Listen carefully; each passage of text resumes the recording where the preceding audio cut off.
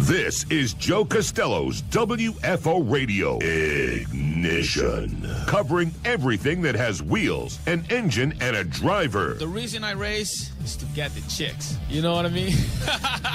NASCAR, IndyCar, Formula One, sports cars, and NHRA drag racing. Hey, guys, just want to let you know, WFO rocks. WFO Radio is total motorsports. It's just so cool. Fasten your seatbelts, fire up the ignition, and drop the hammer. Yeah, let's do it. Now, here's your host, Joe Costello. Ignition. Hey, everybody. Joe Costello back with you. We're starting another one. Yes. It is a busy week here in Raceland, home of the WFO universe. I am getting ready for the 50th Amalie Motor Oil NHRA Gator Nationals. Giovanni in Miami is in the house. Gio, what up?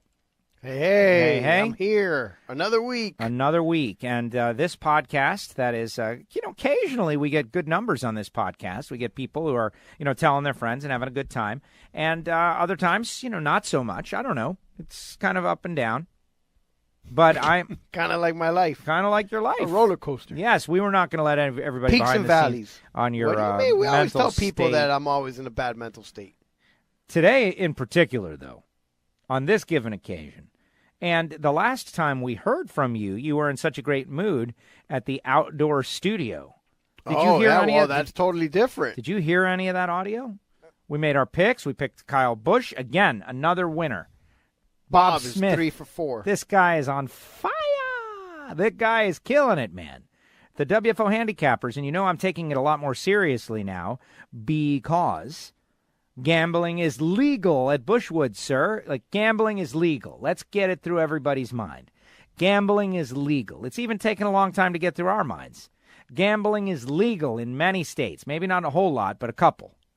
There are WFO radio listeners in these states, and maybe they're degenerate gamblers, and maybe they want to place a little bit of a wager on Kyle Busch to win out there in Phoenix, and maybe they heard the Vegas odds maker. Like, I will tell you right now, don't listen to Gio. That's it. Just don't listen to Gio. You thought I was going to say me? No, you can still listen to me. Don't listen to anybody but Bob Smith. How about that? Why? Professional Las Vegas odds maker. The guy making the odds. He's on the show. He's telling you who to pick. He's picking the guy, and he's winning. My new strategy is going to just bet whatever Bob picks. He's 3 in a row. By the way, he had Brad K when Joy won last week, and Brad came in second. Yes. Yeah. No, the guy has been... He's got 3 wins in the second place right now. He's killing it. We got to get this guy back. He's killing it. We have the most devastating handicapping team in all of motorsports handicapping. That is a fact. And he's carrying the ball for us right now. I have no doubt there will be a time later on in the year where I'm carrying the ball, or Gio's carrying the ball, or Rich or Tommy, who knows.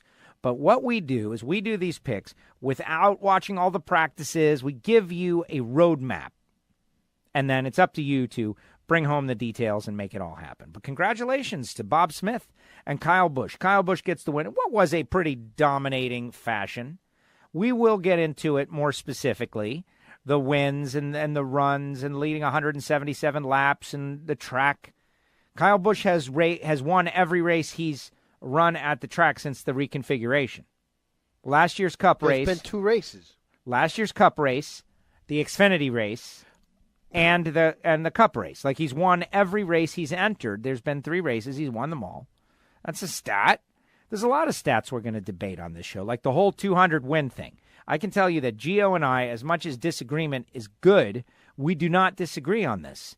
So we need you guys to disagree with One of us. the few things in life we don't disagree on. Right. That's overstating. It's such a political thing. thing. But no, I don't mean politically. I mean, we're like the yin and the yang over here. That's why we get along, Like, we complement each other. But that's not even what I mean. It's like our political world where everybody thinks they disagree, but they really disagree on a good 80 to 85% of American life.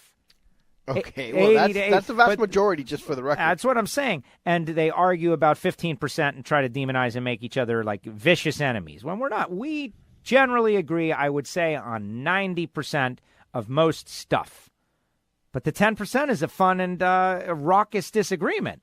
That's all. And that's the situation for most people. Like, we generally agree with most stuff.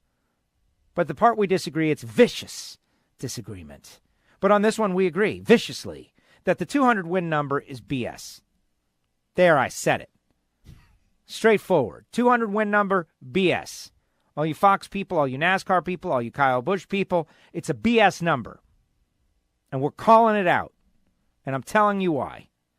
1, the rules have been changed for a reason to never allow anyone to get close to this number again for any reason, so it won't happen. So it's a false number because it cannot be attempted to be equaled, number 1. Number 2, why? Because this one person decided to go whoop up on weak competition with Cup Series equipment and Cup Series pit crews when the weak competition couldn't even defend its own self, running out of like single-car garages with antiquated, low-budget stuff. This guy's running Joe Gibbs equipment against these weaker kids, when also is more talented, how somehow that should be celebrated. When guys like Jeff Gordon and Jimmy Johnson elected to not do such things. Why are we celebrating that? 200 wins? Oh, my gosh. Now, it is a fact. Simply put, it is a statement of fact. And if that's what you're going to get me with, you got me. Kyle Busch is going to have won 200 NASCAR races. And more. And the answer is yes, fact. But is it indicative of anything other than loving to race and electing to participate in as many events as he was allowed and could afford based on his situation? That's all it indicates. This guy ran truck races against inferior equipment with inferior pit crews and inferior drivers. This guy ran Xfinity races with inferior drivers, certainly making up the largest portion of the field because the guys at the top of the Xfinity are pretty good, and there were other Cup stars in many of those Xfinity races, so I got to give him some credit for that. But on balance, still not enough to justify the hype. That's all. That's all. So, BS. We're calling it a little bit. But he has got a milestone coming up, and, you know, he did win this race, and Bob Smith picked the win, and his wins in the Cup Series, which the number is what? 52? 52. That is the number that people should be talking about. And by the way, it's an impressive number. A very impressive number all on its own in this era and everything. Right. But it does not equal 199. 52 does not equal 199.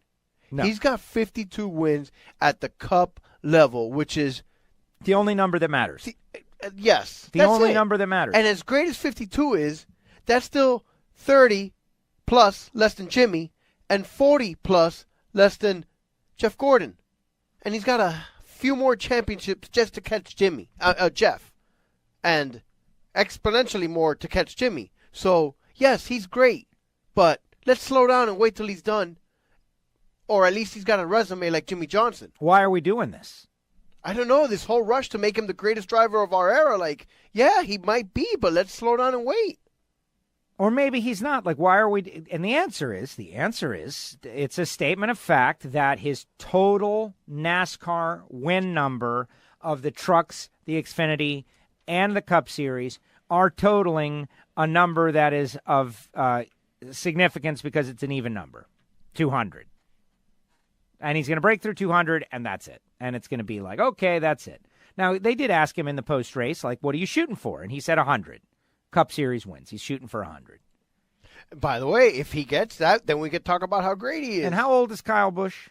Look up. Believe give me the. I hate to do this to you, but I'm going to read the results. And while I do that, bring up the numbers of Jeff, Jimmy, and Kyle, please.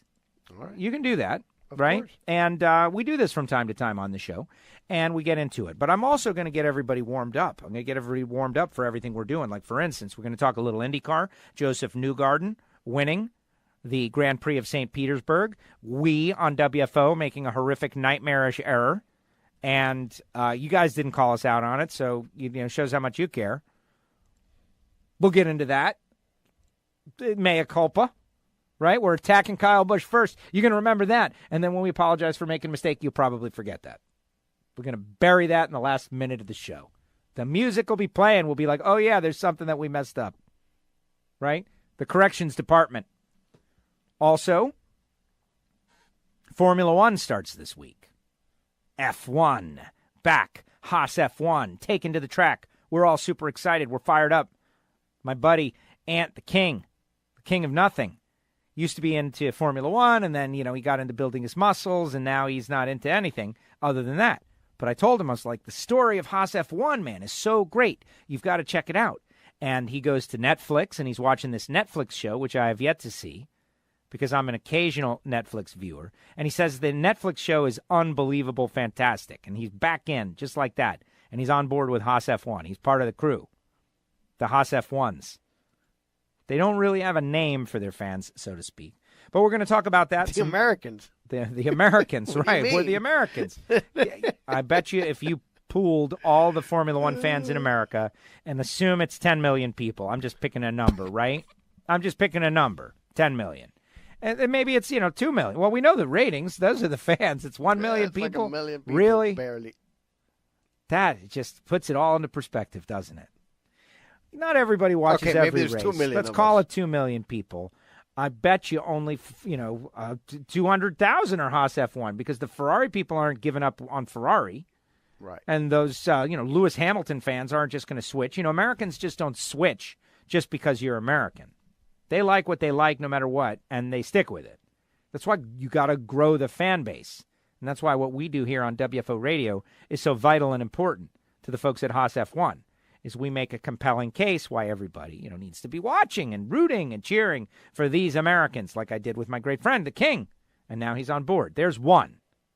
I brought on one person. That's good. But they're going to go back in battle.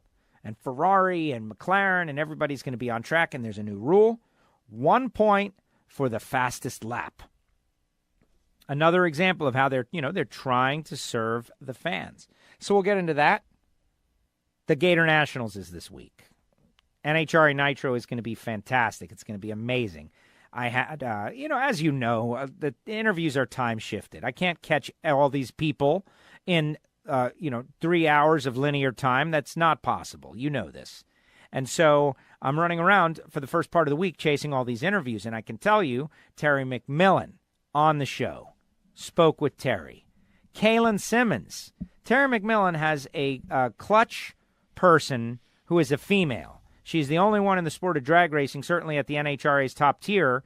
Kaylin is going to be on the show. I want to feature and highlight crew members as much as possible. I want the crew members to know that they are loved and appreciated, and their friends and family members to hear their voices and why they're so passionate, and for the fans to get it and root for the crew members as much as they're rooting for the team in the cars.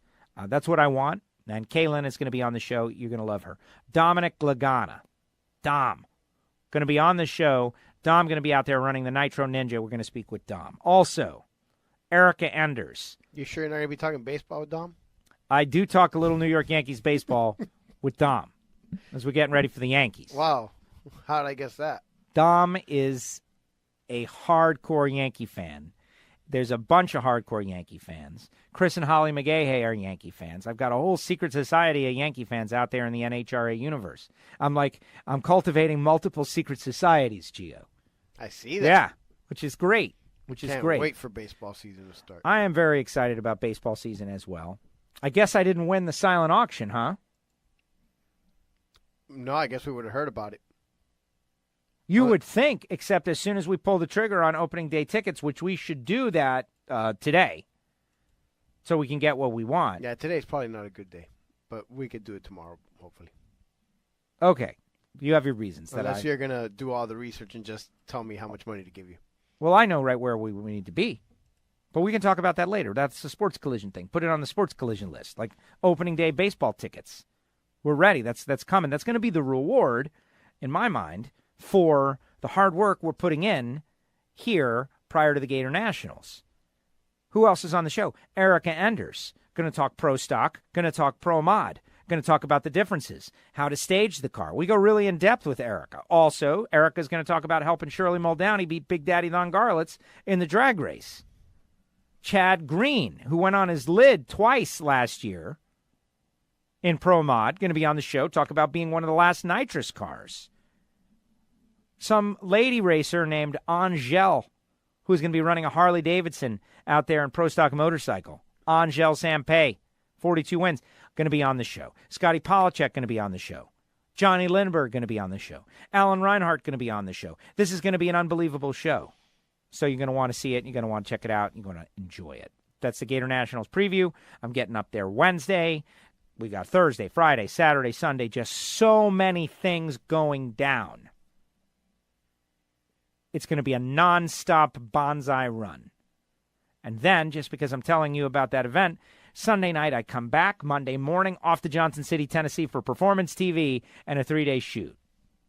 That's why when I get back, I'm going to be excited to go to opening day baseball and disconnect for a few moments.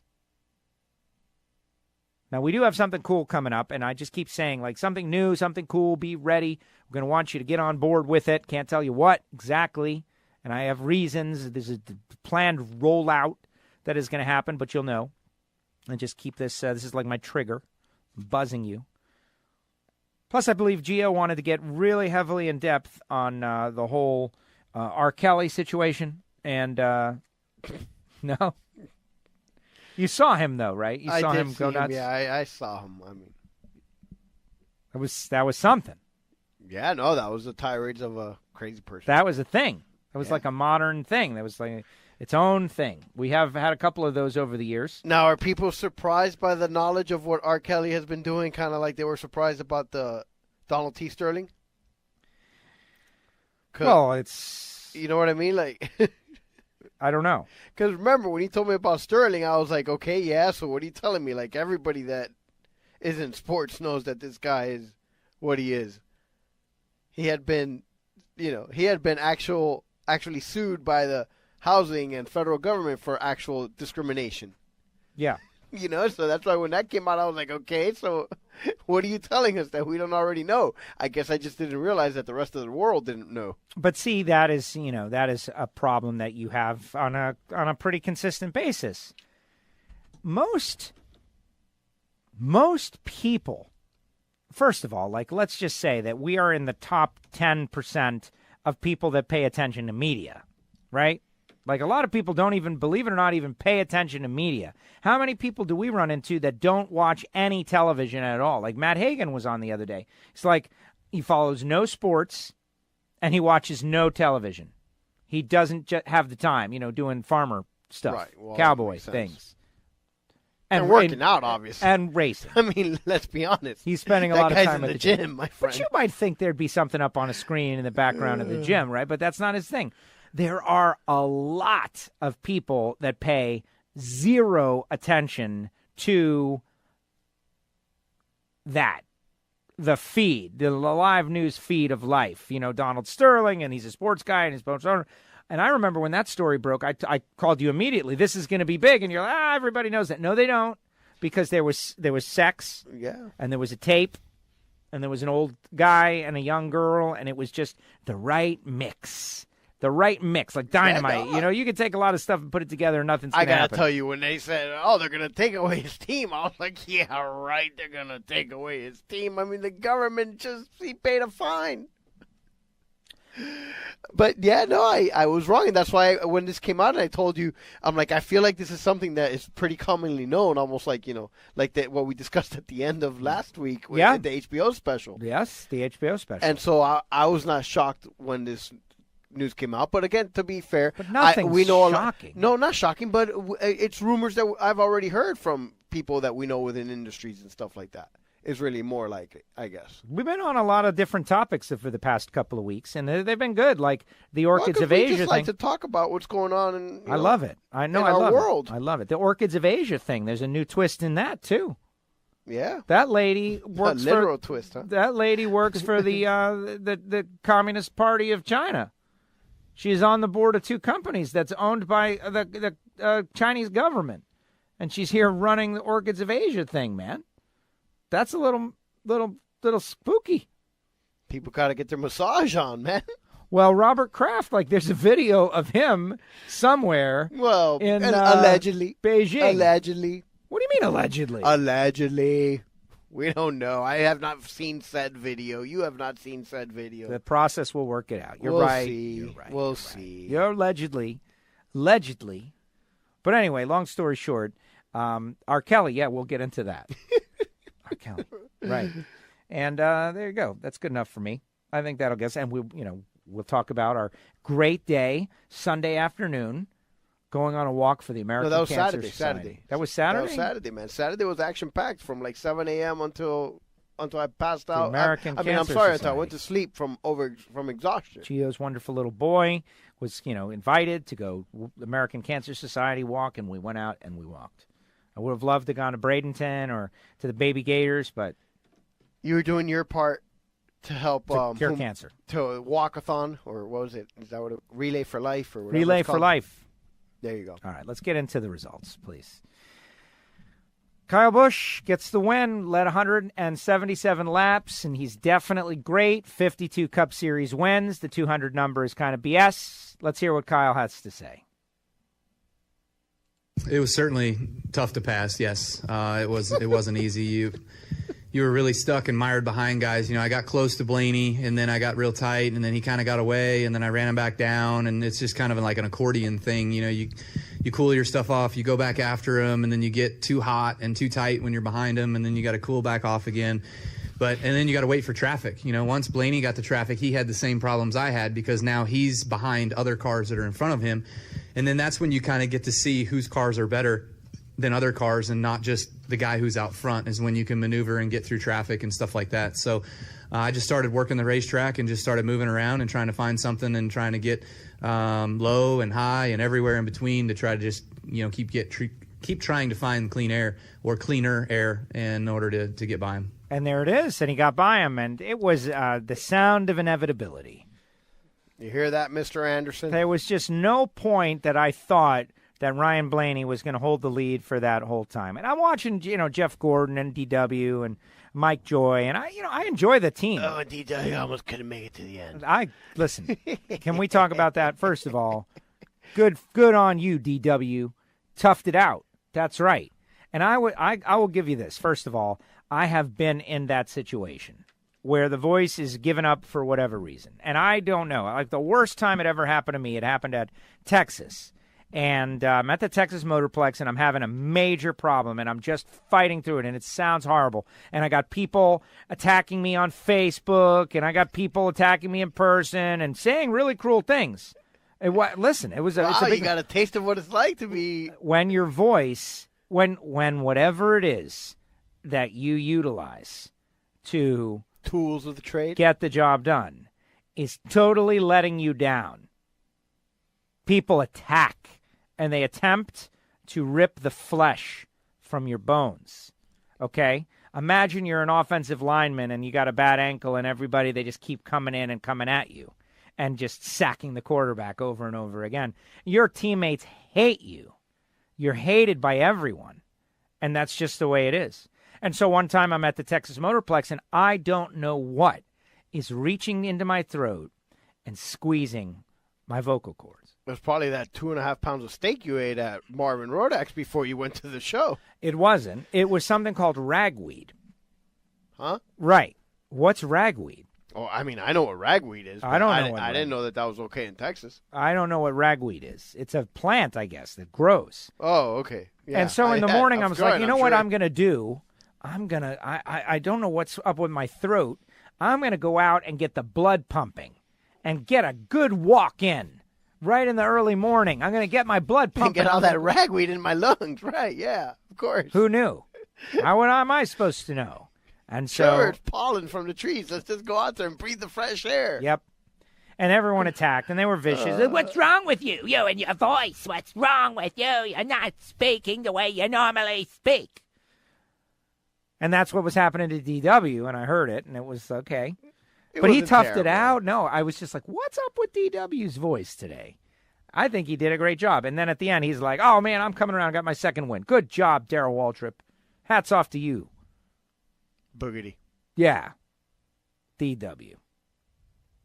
But nevertheless. So let's get into the rest of the results. Martin Truex Jr. was second, had that long run car.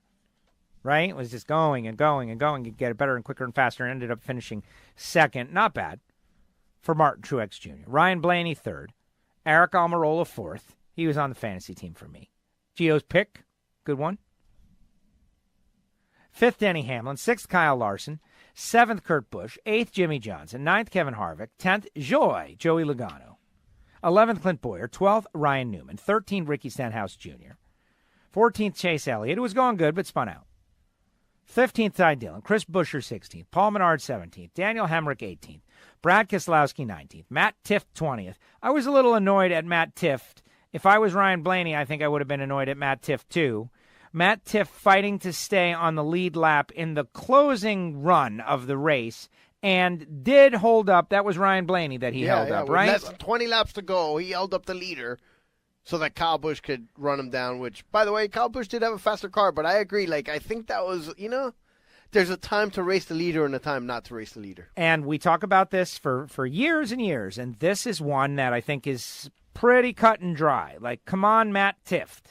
If the roles are reversed, you are expecting everyone to get out of your way. What do you do in racing Ryan Blaney? You just hold him up and just cost him any chance. He would have got past anyway.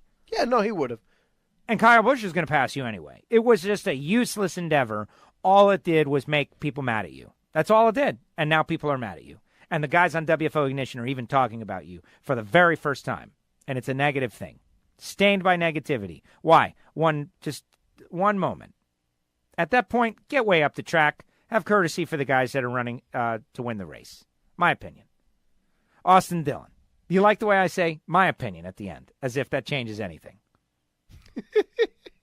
Yeah, I hear you. Austin Dillon, 21st. Bubba Wallace, 22nd. Or how about when you say, can I say something? Yeah, go ahead. Can I say something? There's a whole bunch of those. Yeah, it's like prefacing a thought. I am about to make a great point. Are you ready? Here it comes. Point. There's a whole bunch of those. Bubba Wallace, 22nd. 23rd, Daniel Warris, the new champ, man. What's terrible about that? Missed opportunities. I told Matt Hagan this a long time ago, and I really believe it, which is this. That you get the spotlight for a few seconds, and then when you have the spotlight, you've got to do something with the spotlight. And Daniel Suarez had the spotlight for a few seconds, and all he had to do was win. or battle for the lead. A battle up there, and he had a stinker of a day. He laid an egg, pretty much. I flipped it on to see Suarez. Yeah, I never saw him running up front with 2 laps down, I saw him, and, he got the chance to get the free pass a few times, and it was just a stinker of a day. Well, I mean, when you finish behind Matt Tifft. Right. Exactly. Oh, poor Matt. That's it. See what happens? Sorry, Matt. These moments have their own momentum. You got to admit that was funny. It is. But Suarez missed his opportunity. Here he is. He takes down Michael McDowell. He throws him around like a rag doll.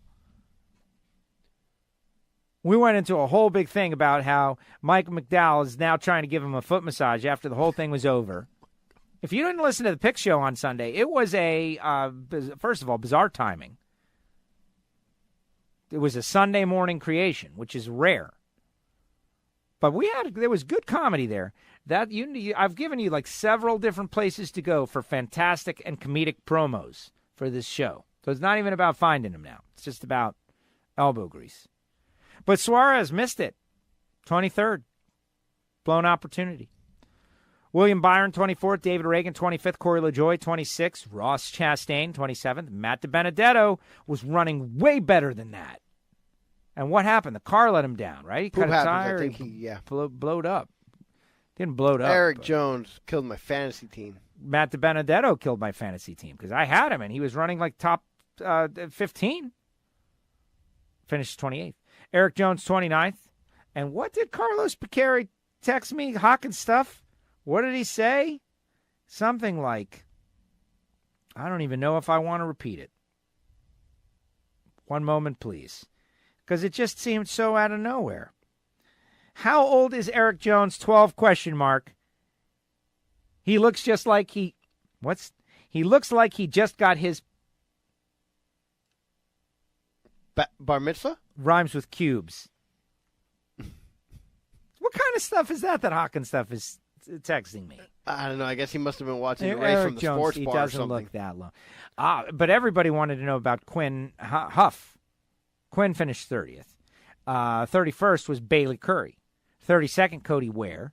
33rd, Landon Castle. 34th, Ryan Preece, who was looking pretty good again and then got into a crash. Bowman the Showman, 35th. And Michael McDowell, dead last after being beaten by Daniel Suarez. And those are the results, the final results to the Ticket Guardian. 500 at Phoenix at ISM Raceway in Avondale, Arizona. There you go. I wonder if Lowe and the family were there. I wonder if Rudy was there. I wonder if everybody was there, baby. You know, we asked a unscientific question on the show a couple weeks ago about the word NASCAR, whether NASCAR is bringing in listeners or turning away listeners for our show. And I received a fair amount of feedback that the word NASCAR is still a positive thing. Now, we're going to talk about NASCAR no matter what because we enjoy it and we like it and we support the sport. And we're, I think, big backers of the sport of NASCAR in particular. But I just don't want to be pigeonholed into any one thing to have to talk about any one thing specifically on a regular basis because we are so many things to so many different people. And the audience has supported keeping the word NASCAR, at least. That's what we heard so because far, it is a big thing. So anyway, there are your results for the Ticket Guardian 500, and we'll make our picks later on in the week, or maybe not. By the way, what? Full disclosure, now Please. that we're coming clean about things. Disclose. Ticket Guardian is an industry-leading insert tech company which creates, refines, and offers insurance technology through individual consumer insurance policies for a minimum premium or as a percentage of your customer's ticket order. So it's insurance for the tickets. That's what I said it was. That's amazing. I nailed it. Remember that? I said it was insurance for your secondary market tickets. So can we get our Marlins opening day tickets on there? No, I think it's insurance. Order up on the Ticket Guardian. Right, you don't buy it through Ticket Guardian. This is like travel insurance. Oh, okay. It's like a separate thing. So get us the Legends Club on Ticket Guardian. Yeah, sure. There it is. Well, good job, Gio. That's excellent. What about that Kyle Busch stuff? Did you find it? Yeah. What do you want to know? I want to know, races and wins. I'm right here. Hit me. Well, start off with Jeff Gordon, who is the bar. Okay, Jeff Gordon. Cup Series races, 805 races. 805. 93 wins. 93 wins. Gordon. Yes, sir. I love doing this exercise because we do it every once in a while because this is how you understand what's up. 805, 93. Does it show his Xfinity races and stuff? Yeah, sure. You want to know how many Xfinity races he ran? Yeah, give it to me. A total of 73. 73 races. Yep. Not to be bothered with the minor leagues of the sport, playing college baseball against college students or no, and he actually ran 62 of those in between 1990, 91, and 92 when he was 18, 19, and 20 years old before he had run a single Cup race. And how many wins? Five. A mere wins. five. Like that, see, that's a normal nationwide or Xfinity or Busch Series 73 career. What races. about the trucks? I know he's got a couple in the He trucks. had one race in the truck. Where was one that? race in 1992 at age 20. You want me to know where it was? Sure, I'll let you know. The truck series was when did the Oh, no, truck sorry. series? No, that was Southeast Series, Southwest, no truck races, zero, absolutely zero, none. I'll give you a round number. See, Jeff Gordon ran zero truck races. well, exactly. Like at Zero. The time Jeff Gordon was coming around, like the idea of running in the truck series is like, that's not for me, man. That's for different people who are trying to make their way and come up and a different kind of series. And there was no point for a Cup Series star to. Well, let me add to that. The only time he ran actually races in the Infinity or Xfinity or whatever it was called back then was after he made his Cup debut, was 6 races in 99 and 5 races in 2000. That's it. Those were the only 2 years he ran any races after he made his Cup debut. Yes, but he's not a racer and he doesn't like to race. Okay, next. No, of course not. Well, he had a beautiful wife and he would just stay home and race. Jimmy Johnson. Or I got Kyle's wife is looking very fantastic. Free practice. I want to give her free practice. Is that what it is? Yes. Free practice. Free practice. Right. Okay, so we're moving on to Jimmy or Double J. Jimmy Johnson. 4 championships for Jeff Gordon, by the way. Yes, 4 championships. Yeah. Jimmy Johnson, 619 career starts. Okay. 83 wins right now. Very impressive. So he's got to get 10 more wins in 200 starts, just under 200 starts. I think he's going to do it. He's going to pass Jeff Gordon. There's almost no doubt, right? Yeah, I think so. Well, I don't think Jimmy is going to run 200 more starts either. That's the key. Because 200 more starts is another six years. Seasons. 6 years. Okay, so 83 wins. How many in the Xfinity Series? How many starts? Yeah. 93. Okay, and how many wins? 1. 1 win. Okay. 93 starts, 1 win. Again, we could go and talk about the cars and the teams and what years and when and all of that. Maybe we could say that Kyle is better in those Xfinity cars. Who knows? But I really think it has to do with focus and care. Let's just quickly hear rudimentary number 7 champions analysis. Since he made his Cup debut, ran a grand total of 9, 12, 15, 21 Xfinity races. Okay, there you go. So 21 races after he made his debut. Hasn't run any since 2013, where he ran 1. And he ran 1 in 2011. He ran 3 each of 2006, 5, 6, 7, and 8. Give me the number. So it's 21 since Cup debut. Yes. What was the Jeff Gordon number since Cup debut? Hold on, I'll go back to it. He made his Cup debut in 92, the last race. 11. 11. Okay. 11. That's a great number. Since Cup debut. SCD. Okay, SCD. So 11 with 5 and what were the 5 wins? Did any of the 5 wins come after the Cup debut for Gordon? Just wondering. 2 of them actually. 2. Okay, 2. So that's 2. Right. He had 3 wins in his second full season, and then in 92, and that was the year he ran the first race in Cup, and then he went to Cup full time in 93. So 2 of 11. Yeah, okay, he won 2 of 11. And Jimmy Johnson 1 of 21. When was his win? Was it after the Cup debut? No, it was prior. It was 2001. Okay, so 0 for 21. Correct. And really 1 for 93. So Double J was not like a standout Xfinity racer. Oh, and see there, and that's why Kyle Busch is going to go down in history as a much better driver than Jimmy Johnson, because get out of here with that. Okay. And Jimmy had 1 truck race start in 2008. Okay. How'd he do? Where was that? Ran 101 laps at 29, finished 34th. Where at? Oh, well, give me 1 second. Truck results. Was it Martinsville? Was it a Homestead? Bristol. Bristol. Baby. It was at Bristol, and he got about halfway through the race before he wrecked. Okay. And maybe, listen, I'm leaving it up to the possibility, like maybe you're about to drop some numbers on me that convinces me, because that is it's something that I am proud of, that I am flexible and can be convinced that I am wrong in a statement I have taken. I will not put my feet into the ground and just fight to the death, even when it's like, no, the numbers prove me wrong, man. I'm going to tell you. And what are the numbers? Hey, when new information comes to light, new information comes to light, right? Exactly. Here we go. Kyle Busch, 52 wins, 502 starts. Okay. Made a full-time debut in 2005. He ran 6 races at the end of 2004, full-time in 2005. So total Xfinity, and then after... Okay, total Xfinity. 3. Well, it's going to be a little more difficult to calculate, because maybe I'll be able to tell you how many ran he prior to... Okay. 3, because, since he ran 347 Xfinity races. Yep. 94 wins. Yep. That's a great total. I mean, it seems to be like over 25% just off the top of my head. Maybe closer to 30, but 9 times 3 is 27. No, not nowhere near 30, but yeah, between 25, 26% of 27 maybe of the time, which is 1 out of 4 races. Great number. He's run 147 truck races, winning 53. That's over 33%, probably close to 35. And so also great numbers, but I mean, it's just the amount of races he's been in there. Now, Xfinity, we just said he made his full-time Cup debut in 2005. So he ran in 2003 7 Xfinity races, and in 2004 he ran every single race 34. And in 2005, the same year he made his Cup debut, he ran 14. So from that point on, I mean, theoretically, in 2005, those 14, I would say he ran all but 41 since he made his Cup debut.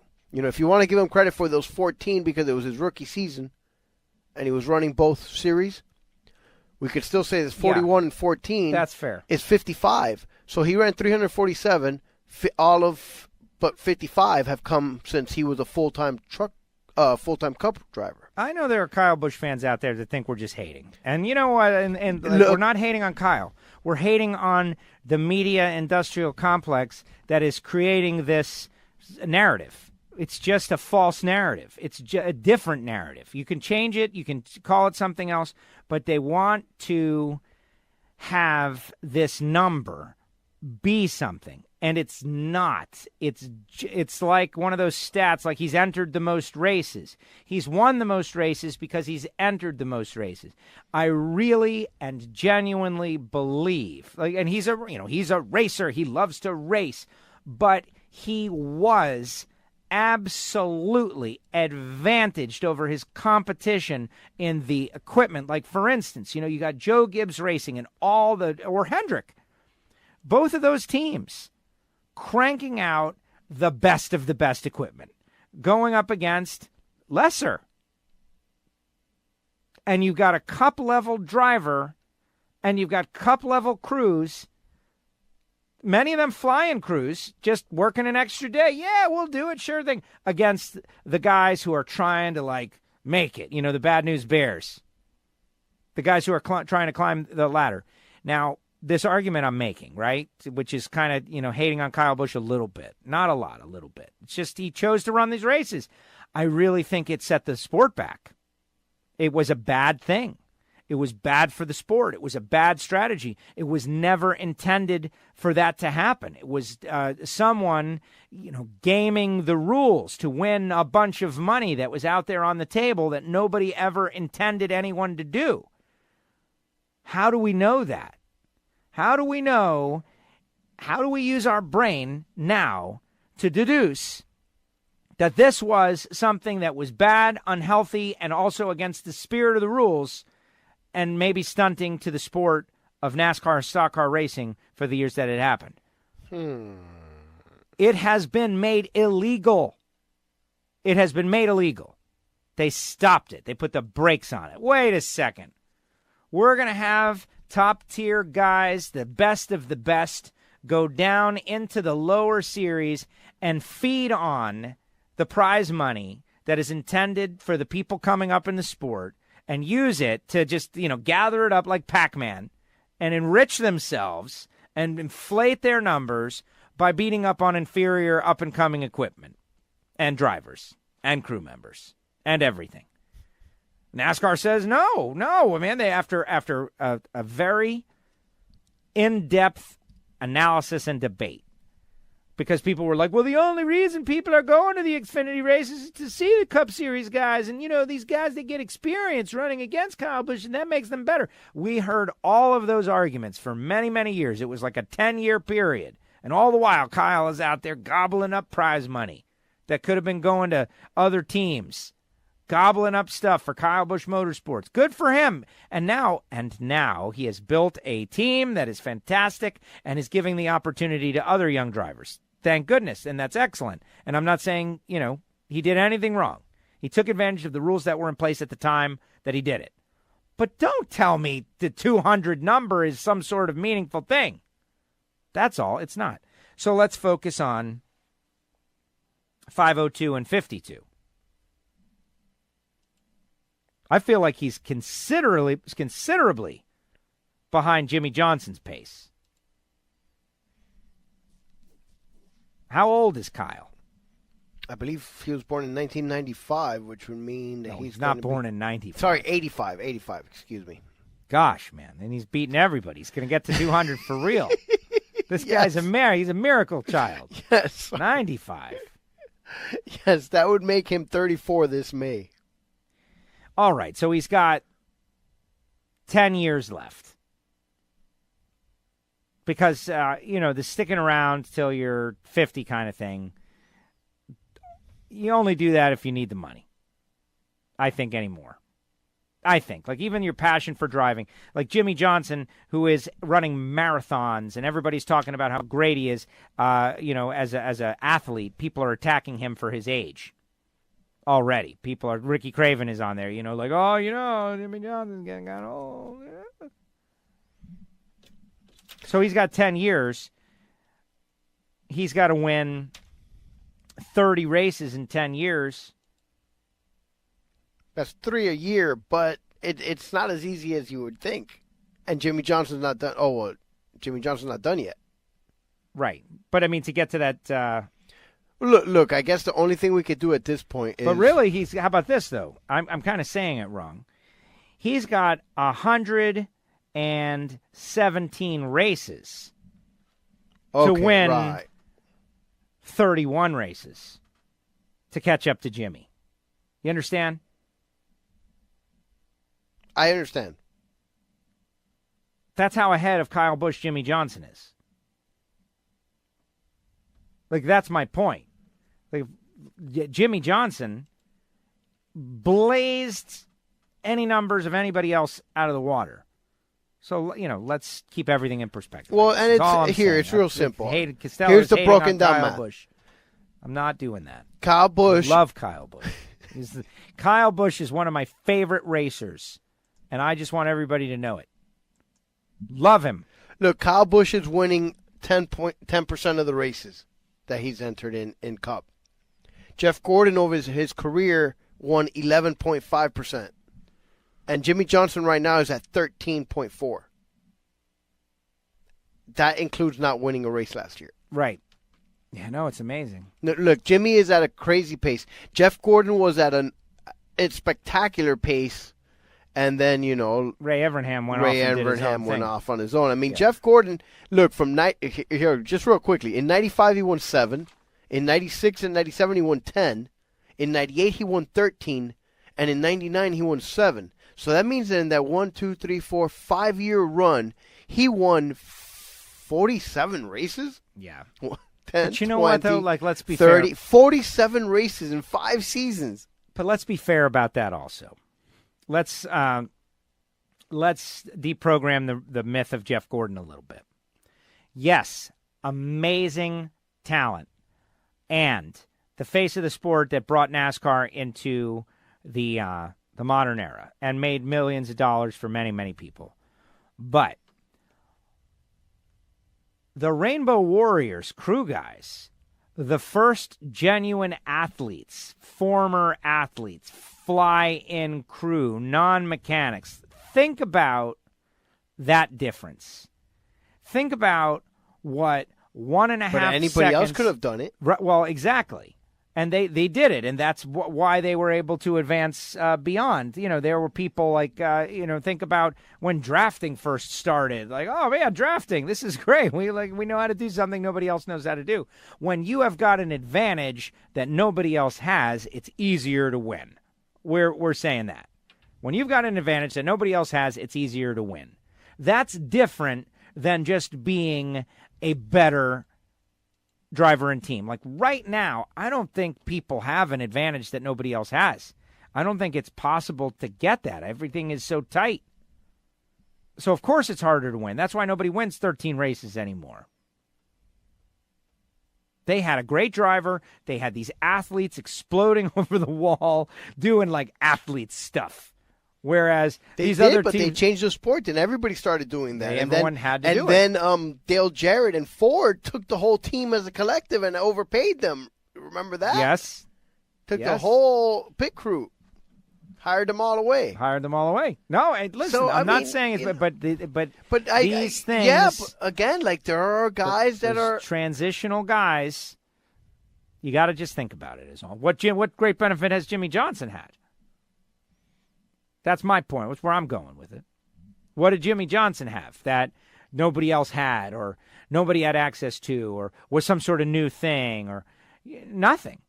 First of all, everything that Jimmy had, Jeff Gordon also had. And a rotisserie of teammates, including Kyle Busch. Whether it be like 7 post shakers or, he had Chad Knaus. but like technology or something. Everybody had the great pit crews at that point. Everybody had the technology at that point. Certainly within Hendrick Motorsports, those guys shared whatever Razor's Edge, unobtainium that they got. Okay, but... And Jimmy still just lit it up on everybody. That's what I'm saying. But after everybody went out and did the same thing that Gordon and those guys were doing, it wasn't like he just fell off the map. Gordon? Yeah. No. He did good. He did fine. You know, he still managed to win another, 50 races in his career. Absolutely. Jeff Gordon is a great driver. One of the But greats. that era, there was more to the story. That's all. There's more to the story. Right now, I didn't see Earnhardt, who had been there already taking advantage of any of this stuff. I bet you that if you could go talk to Richard Childress and say, hey, Richard, let me ask you a couple of questions. Honestly, let me put you back to 1989. There was a whole bunch of washed-up college athletes that could explode off the wall and figure out how to hit 5 lug nuts. Why didn't you think to go get them and train them to change 4 tires and win a whole bunch of races? I bet you deep down he would say, yeah, man, big mistake. Totally should have done that. Why didn't I think of that? That was genius. These guys right at North Carolina, we could have just gone to the football team. Yeah, did you just get cut? Yeah, listen, your scholarship's over. Come over here. We'll do that. We're going to pay you, $30,000 to do this. And they would have done it, and they would have won all the races. They're going up against guys with jeans on. Jeans. Crew members wore jeans, man. Jeans. Look, those were the rules, man. I you know, play by whatever the rules are. I keep jeans. having a certain discussion with one of my coworkers who's constantly telling me about how, he wants to, for lack of a better term, crap on part of LeBron because he always played in the East and it was a weaker conference, and now you see what happened when he went to the West. They're not making the playoffs. And I'm like, look, that's to me that's nonsense. Well, that is nonsense. But you can't compare eras. But listen, you're throwing out this 200 number. I'm going to overanalyze everything now. We're going to go right to the bottom of everything. We're going to analyze every number. Yeah. So you not only hate Kyle Busch, you hate Jeff Gordon now too. I don't hate Jeff Gordon. Well, but you're poo-pooing Jeff Gordon. Well, but there is his accomplishments. There's more to the story. Yeah, there's definitely details that matter. Details matter, and I think that Jimmy Johnson. That's why I was so amazed with Jimmy Johnson all these years, and still am. That's why. Now people will be like, well, the point system is the reason.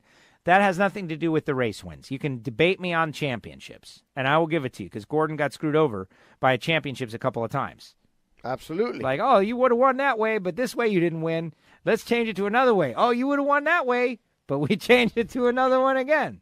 Sorry, Jeff. Don't worry. You're a broadcaster for life.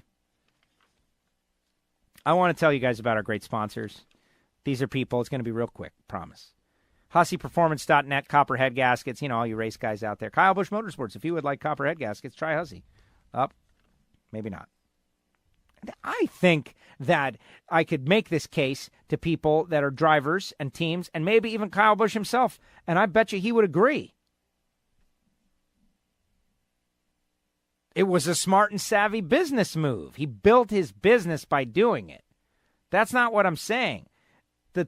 The fact that we should all be celebrating the 200 number, that's what I'm saying against it. Motorsportsguys.com, Hankstefers.com, CatspotLitter.com. These are all people that you should be supporting. The School of Automotive Machinist and Technology, samtech.edu. Marvin Rodak, Rodak'sCoffeeandGrills.com, hot sauces and spice rubs and all that. And Frank Hawley's Drag Racing School. They support the show, but are in no way connected to my opinions. I didn't really like the way you were talking about Kyle Busch.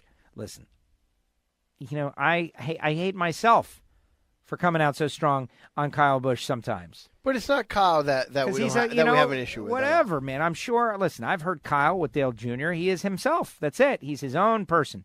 He does good things for people he knows and loves and cares about. He's a good family man as far as we know. He's got a beautiful wife that loves him. They have children together.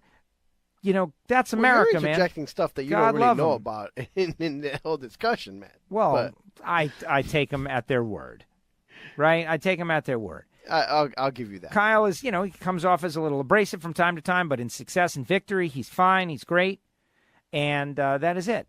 I just, for whatever reason, no, we agree. When I hear this 200 number, I just feel like it's I don't know, it's false.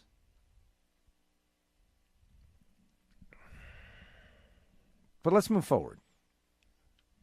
Let's get off of this. I can imagine the listener is like, yeah, man, enough. Kyle Busch, enough. But we did just learn a whole lot about the numerical growth of each of these greats. And to give Kyle Busch the credit he deserves, 52 wins. Once you get north of 50, you are elite. Got more than Tony Stewart. You are elite. Oh, wait. That's what we should be spending our time talking about.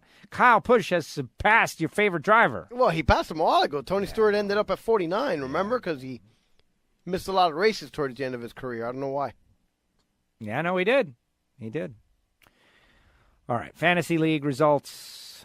Do you know any of the Fantasy League results? I know that I didn't have a good day. No, really? Yeah. Imagine that. Bummer. It is what it is. It is what it is. Yeah. Let's see. Standings, is that where we go, or do you go to pick scores, race results? I go to picks scores and then pick race 3. And the weekly winner, again? No, right? week 4, because this is week 4. Last week was week 4. Guardian, yeah. DRT Girl, Dirt Girl, 383. Had Kyle Busch, Denny Hamlin. 383? Yeah, 383. Jeez. New scoring system, man, with the points for stage wins. All of our numbers are inflated over the years past. That's one of the reasons why. I got to tell you, I didn't even pay attention to that. Listen. Yeah, look, Team it's still 14. early on. You know me. I'll make my run once the weather starts getting hot in the rest of the country, because right now I have a million things going on, and my head's just not in the game right now. Team 12 Mike and a couple of others, including Los Chincones, our reigning champ, were very big on this with the stage points, okay? Stage points, it's going to be great. Stage points, yay. And so I was like, okay. But it has fundamentally changed what a good score is now. There's somebody got 400 points a couple weeks ago. 400, that happens. So just know that this is a new territory now for WFO. It's just new. New territory. All right. DRT Girl wins the week. Double O Dead On, second with 382. Bug Barn, third, 354. Northwest Nitro Fanatics, 354. Team English, 345. Jambalaya J Racing, 344. Lug Nuts, 343. El Jefe, 334. DRT 99, 332. Derail 100, 332. Team 12, 331. Royal Flush Racing, 331. Mr. Fantasy NASCAR, 331. Boogity Boogity Boogity, 330. And JJ Husker Fan with 329. I really wish they would give us like the top 10 next to those numbers so I could just count them out. But it's okay. No big deal. It's no big deal. Here are the overall leaders. Okay? The weekly leaders. Like, how do I get to this? How do I get to it's this? on our website. It's not up on our website. It's up on our website. Is it? Patrick has gotten ahead of the game? Way to go, Pat. Oh, yeah, Pat's got some free time now. Thanks, Pat. What a guy. No, it just occurred to me. Love Pat. Here we go. Yeah, look, why am I not doing this on the website? Why isn't everybody going to the website, WFOradio.com, to see? Most points, DRT Girl. Biggest gainer, Dirt Girl. Biggest loser, Willie B. Racing. Come on, Willie B. Racing. 226 down 24 positions, plummet. DRT 99 rounding out the top 10. But this is what matters.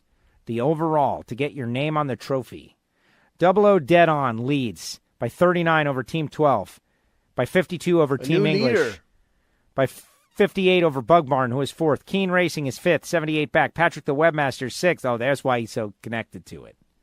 Patrick has got a shot to get his name on the trophy.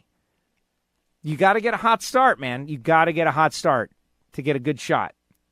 Patrick the Webmaster. I disagree with 81 points. Mr. Fantasy NASCAR and Royal Flush Racing tied for 7th and 8th. 92 back. Sacramento Racing Fan, 95 back. And Jambalaya J, 10th overall. Now we're going to do it on the fives and names that stick out at me. Like, I can see her Almirolas. Or like Spider Monkey, he went from 1st to 13th, plummeted, dropped the anchor, Gary. But what happened? He did you were running win that iRacing championship over there or something. And you know what? Congratulations to Grammy Award winner Gary Corbett. for winning the iRacing Truck Series Championship. You have officially won a championship. If Gio, now would be a good time to be playing some sort of he won the championship music. I was going to whip out the actual, what do you call it, the press release or something? Yeah. Gary Corbett wins NASCAR Go Creative Wireless TV Truck Series at Atlanta Motor Racing Speedway. And he won the championship, too, I believe. He won the championship. He won it all. He accomplished. This is a life accomplishment. He probably considers it, right up there with the Grammy. Oh, I'm sure. He probably put more time and effort into this one. Oh, that's so terrible for you to say that. But ask him. I wonder, She-Bop, he probably just, pounded it out one day. Yeah, kind of got in his head. I got this buzz in my head. There, right? there it is, Grammy. She-bop-a-loo, bop-bop-a-boop-pop. Meanwhile, this racing thing, he had to learn it, man. He was grinding it out, and guys are wrecking him and put him in the wall, and he thought he had it won, and it didn't work out. And hours upon hours upon hours of racing, and now he's a champion. I'm just speculating. I can see here Almirola's 15th, Spider Monkey Racing 14th, Fritz and Saugus 16th. 20th, Gio in Miami, up 9 positions, crawling up 9 positions, Gio. Very good. I don't know what you scored this week, though. That's where I made my mistake. You didn't see my name. It was no. important. Little Low, 25th, up 9 as well, climbing out of the gutter. Craig and Newhall and WFO Joe tied for 29th. Dirty Hippies, 32nd. Look at that. Dirty Hippies. WFO Joe is ahead of the Dirty Hippies. 35th, Tom Inc., just ahead of the Money Man. Money Man down 10. Past champion provisional being used there, Money Man. Stubo, how'd you guys do at the Baby Gators, Stubo? We saw some pics on the social media. Up 11. Only 203 out. Everybody's in the mix. Day Racing 21, 45th, just ahead of Hockey Kid. Hockey Kid down 19 positions. Oh, Hockey Kid. I don't know. Down 19. Maybe you didn't set your team. We had such a great year last year. How is 49th ahead of how is 50th behind 51st? How is that happening? Huh? Smothered and Covered 49th. Oh, they're tied. Man. Boogity is 51st. It's and a typo, Aviator man. Racing it's is 50. They have the same amount of points. Patrick types this stuff? Are you kidding me? I thought he just copies and pastes. Well, then he copied and pasted incorrectly. Why do you have to call the guy out, man? I'm not calling him out. I just it's a program with the problem with the program. He's got the racing stuff out. Northwest Nitro Fanatics, 55th. Buffalo Butt Breath Racing, 56th. 60th Flea Tree. 61st Moonchild. Come on, Moonchild. Get it together. Millerman, 62nd. Just having a nightmare. People are struggling with the new site. People are struggling with the new site. Easy E009, though. Hey, listen, everybody's got points on the board now. Oh, interesting. So maybe he put everybody in their correct places. Perhaps. Like we had discussed. Or maybe we're just misreading it, which is also possible. And there you have it. Well, that could always be a possibility. All right, moving. And for the record, yes, Gary did win the OBRL Go Creative TV Truck Series Playoff Championship. You want to know the guys that came in second and third? Yeah, of course. Jim Westerfield came in second, John Held came in third, and Steve Thompson came in fourth. There it is. Congratulations. Congratulations. Gary. Way to go. Old Dirty Bastards Racing League. That's what it stands for. ODB. No, oh, sorry. I think I editorialized the dirty. It's Old Bastards Racing. Oh, okay. Do they like it raw? Here are the results from the Firestone Grand Prix of St. Petersburg. Joseph Newgarden takes the win. And early on, it was a battle between Will Power, who was on the pole, and this Felix Rosenquist. I saw somewhere that it was some sort of record 8th pole, I believe, for... Will Power? No, for Penske at this track. I was like, wow, that's talk about track domination. Wow. Is it? Yeah. I saw Elio win there once, and I saw Graham Rahal win there once. Yeah, I've been to a few races there myself. Since we were talking about it. Joseph Newgarden, though, on the way it worked out in the pits, Will Power got kind of hung up in some lap traffic. Newgarden was able to take the lead and then just hold it for the remainder of the race. Yeah, and I saw the second half of the race, and I had it on but wasn't listening, and I just saw Newgarden was ahead the whole time. Very good. Alexander Rossi was 5th, James Hinchtown 6th, Simon Pagino 7th, Colton Herta 8th, Santino Ferrucci 9th, and Jack Harvey rounding out the top 10. Now, for those of you who have been listening to the show, you might be wondering the results of where Fernando Alonso finished. And this is mea culpa here. I had put into my head by someone who I will not blame, but they are not in this room, that Alonso had signed and was running this. I was hearing news reports about Alonso running the season and just accepted them as reality and kind of went with it. And it was just totally inaccurate and totally wrong. And, I'm sorry. But, man, I think my imagination was so excited about the prospect that I made it happen in my mind. But no, that's not happening. Alonso is going to run the Indy 500, and that's it. And this thing that I created, I don't know what to say, man. I got nothing. I got no excuse. I throw myself at the mercy of the audience. There you go. Hey, I'm sorry. The good news is IndyCar going to be back in action in a couple weeks at Circuit of the Americas. And you were fortunate to hear the test session thanks to our friend Race Sherpa, who was out there walking around doing his thing. Very interesting. We are also, and I'm excited to see IndyCar at the Circuit of the Americas, but not as excited as I am to see Formula One. This weekend, always on Gator Nationals weekend. Australia. I always love getting into the track early on Sunday morning and watching Formula One from Melbourne. And it is just very exciting. But in this one in particular, it's going to be very exciting because Haas F1 and all the changes, so many changes to the cars and whether or not the teams will be able to advance the program.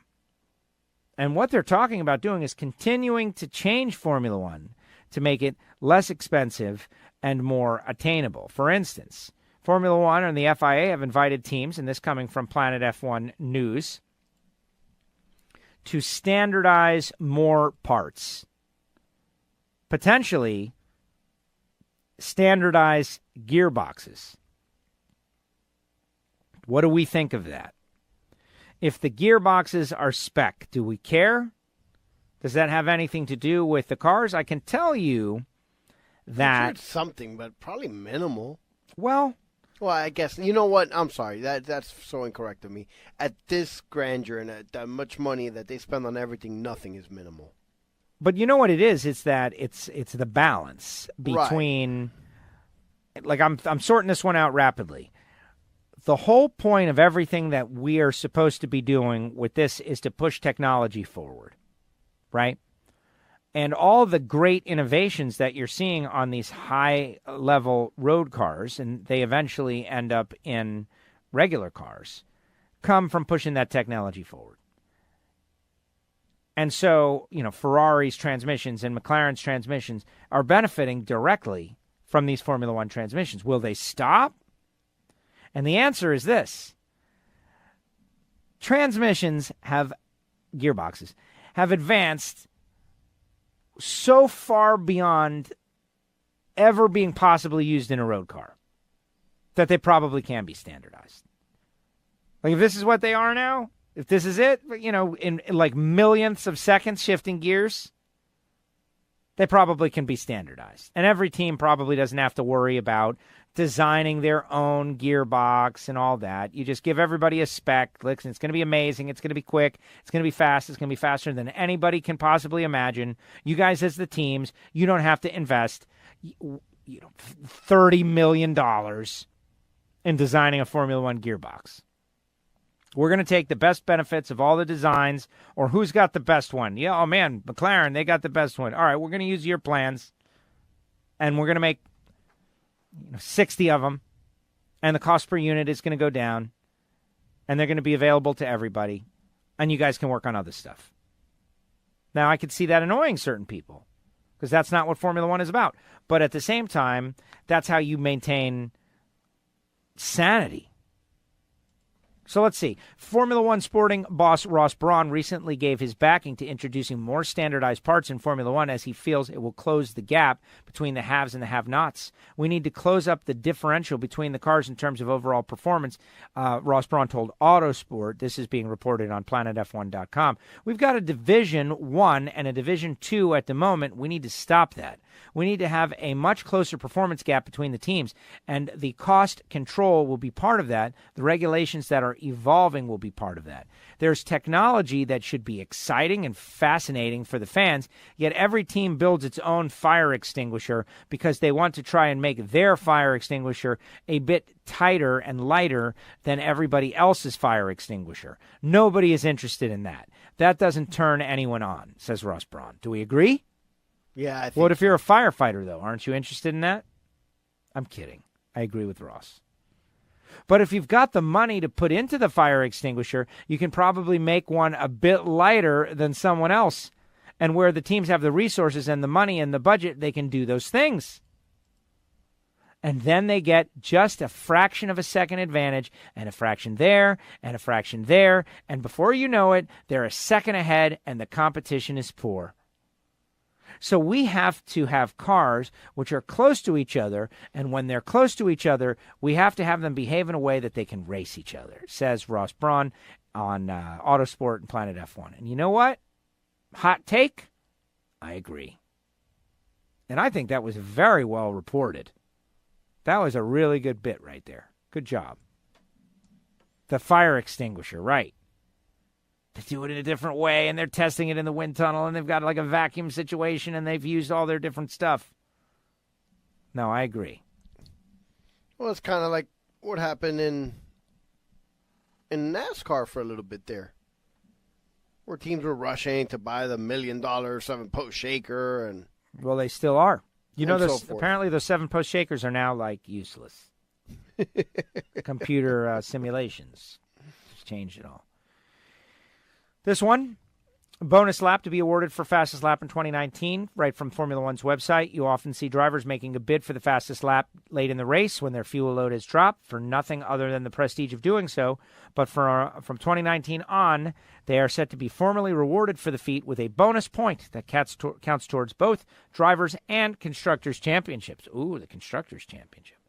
F1 bosses in the FIA have been in discussions about introducing new initiatives, and awarding a point for the fastest lap is one that has received backing. The Strategy Group, all capitalized, or the first letter, gave it the green light, as did the Sporting Working Group. Approval from the F1 Commission and ratification by the World Motorsport Council followed, meaning the new rule will be enforced from the season-opening Grand Prix in Australia. There is, however, a condition for earning a point. Only drivers who are classified in the top 10 at the end of the race are eligible. If you achieve the feat and finish 11th or lower or fail to finish, no point will be allocated. I guess that's to prevent, like, backmarker teams from taking a shot, doing crazy stuff just to get that. The system will give an extra dimension to the race, as drivers running inside the top 10 will have something extra to fight for. Equally, those outside of the top 10 still have incentive to get the fastest lap, as they can prevent a rival from getting it even if the point doesn't pass to them.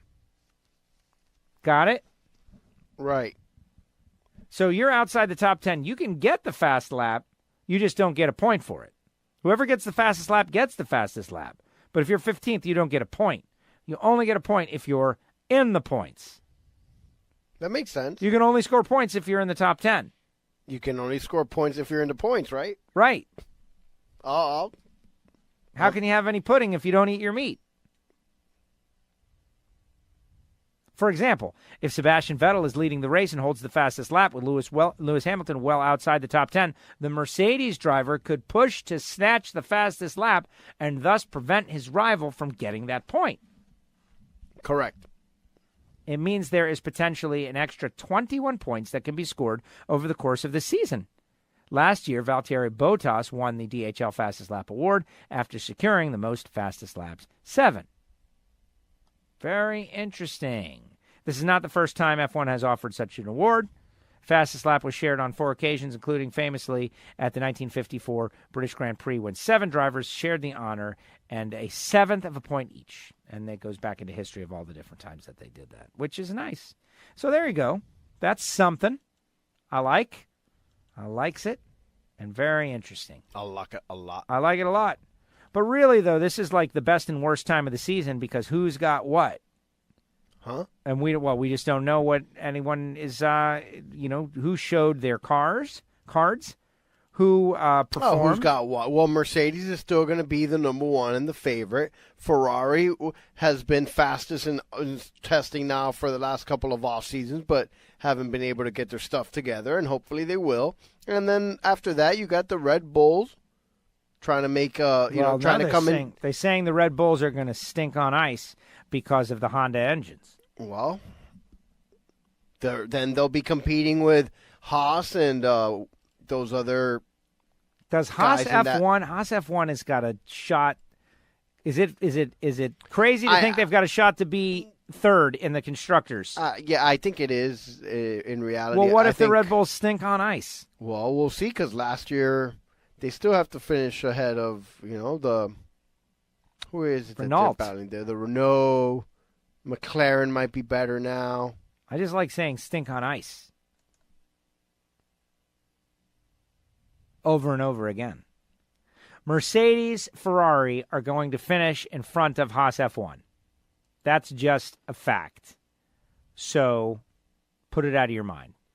But Red Bull Racing, right? Am I right about this? Am I reporting this they would have to information take again? such a step back, Joe. Because look, here's last year where Mercedes had 655 constructors, Ferrari had 571, and Red Bull had 419. Then in fourth place is Renault with 122. So the step back that they would have to take is immense. It's not even close. And, Haas hopefully will take a step up and battle Renault. But I would assume that McLaren and Force India and these other teams that are right there, maybe Sauber, are going to try to take a step forward. And apparently Red Bull is thinking about maybe stepping away from Formula One. Again.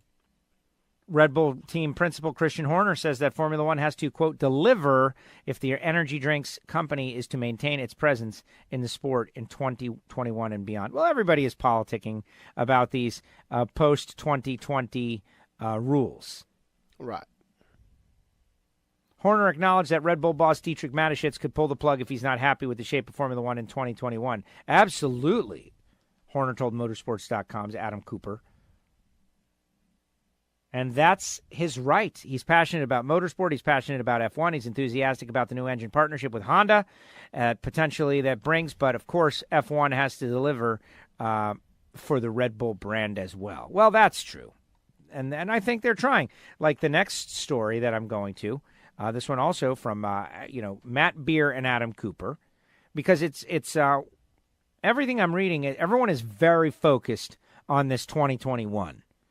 What to do, the standardized parts, how to save the sport, how to save motorsport.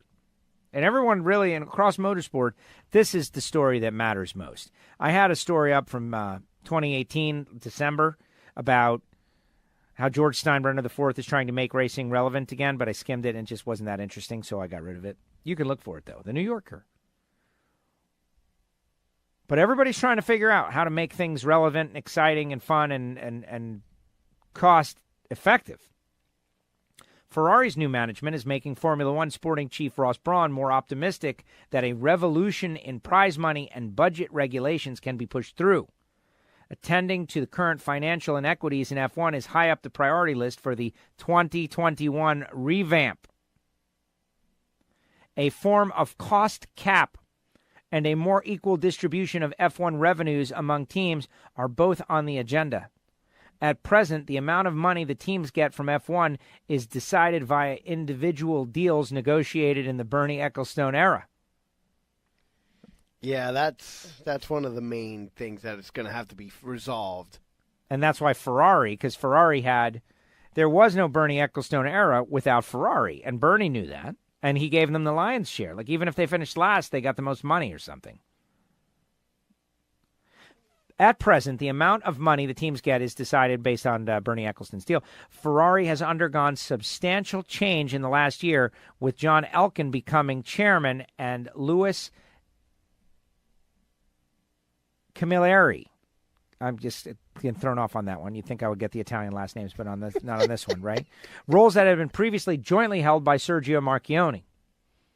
Then at the start of the season, Ferrari replaced its team principal, Maurizio Arrivabene, with its former technical chief, Matteo Binotto. Ferrari has long held a particularly favorable financial deal with F1, so had been expected to be a key obstacle to changes, but Braun believes the new management team will be very open-minded. Will be? I'm optimistic, particularly with the new management at Ferrari. They've recognized the need for Formula One to be more equitable. We have to think back, probably 1 or 2 agreements ago in the past, when in fact it was a far more equitable distribution of revenue.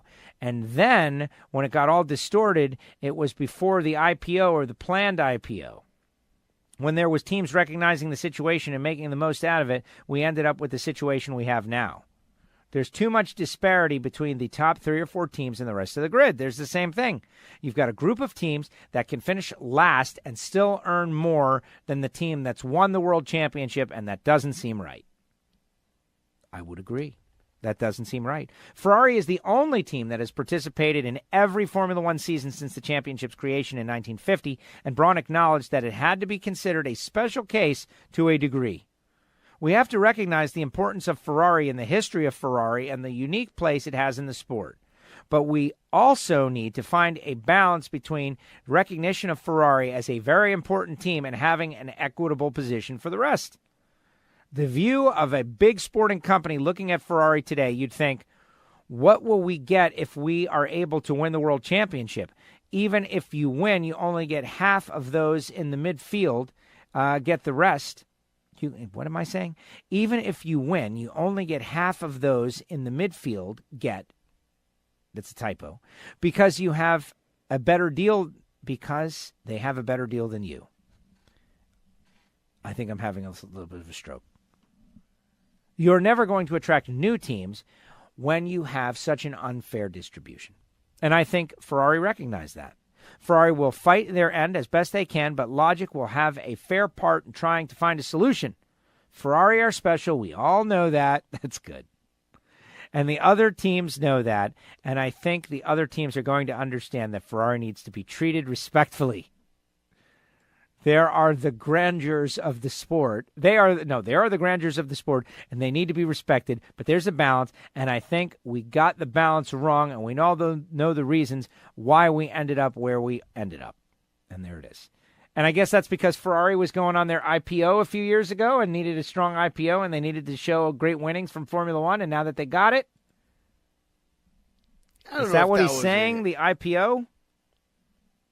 No, I just think it was when they made the last deal they made, Bernie took very good care of them, and apparently they're going to make the most money no matter who wins or where they finish. It's kind of what I took from what you said even during your stroke. Thank you. And you're right. And I'm reading a quote. Normally I'm so great at that, but in this case it's just totally crashed. It's probably written poorly or miswritten. Yeah, I don't know. There could be typos. I just can't get it. Corrections that need to be made. It's very possible.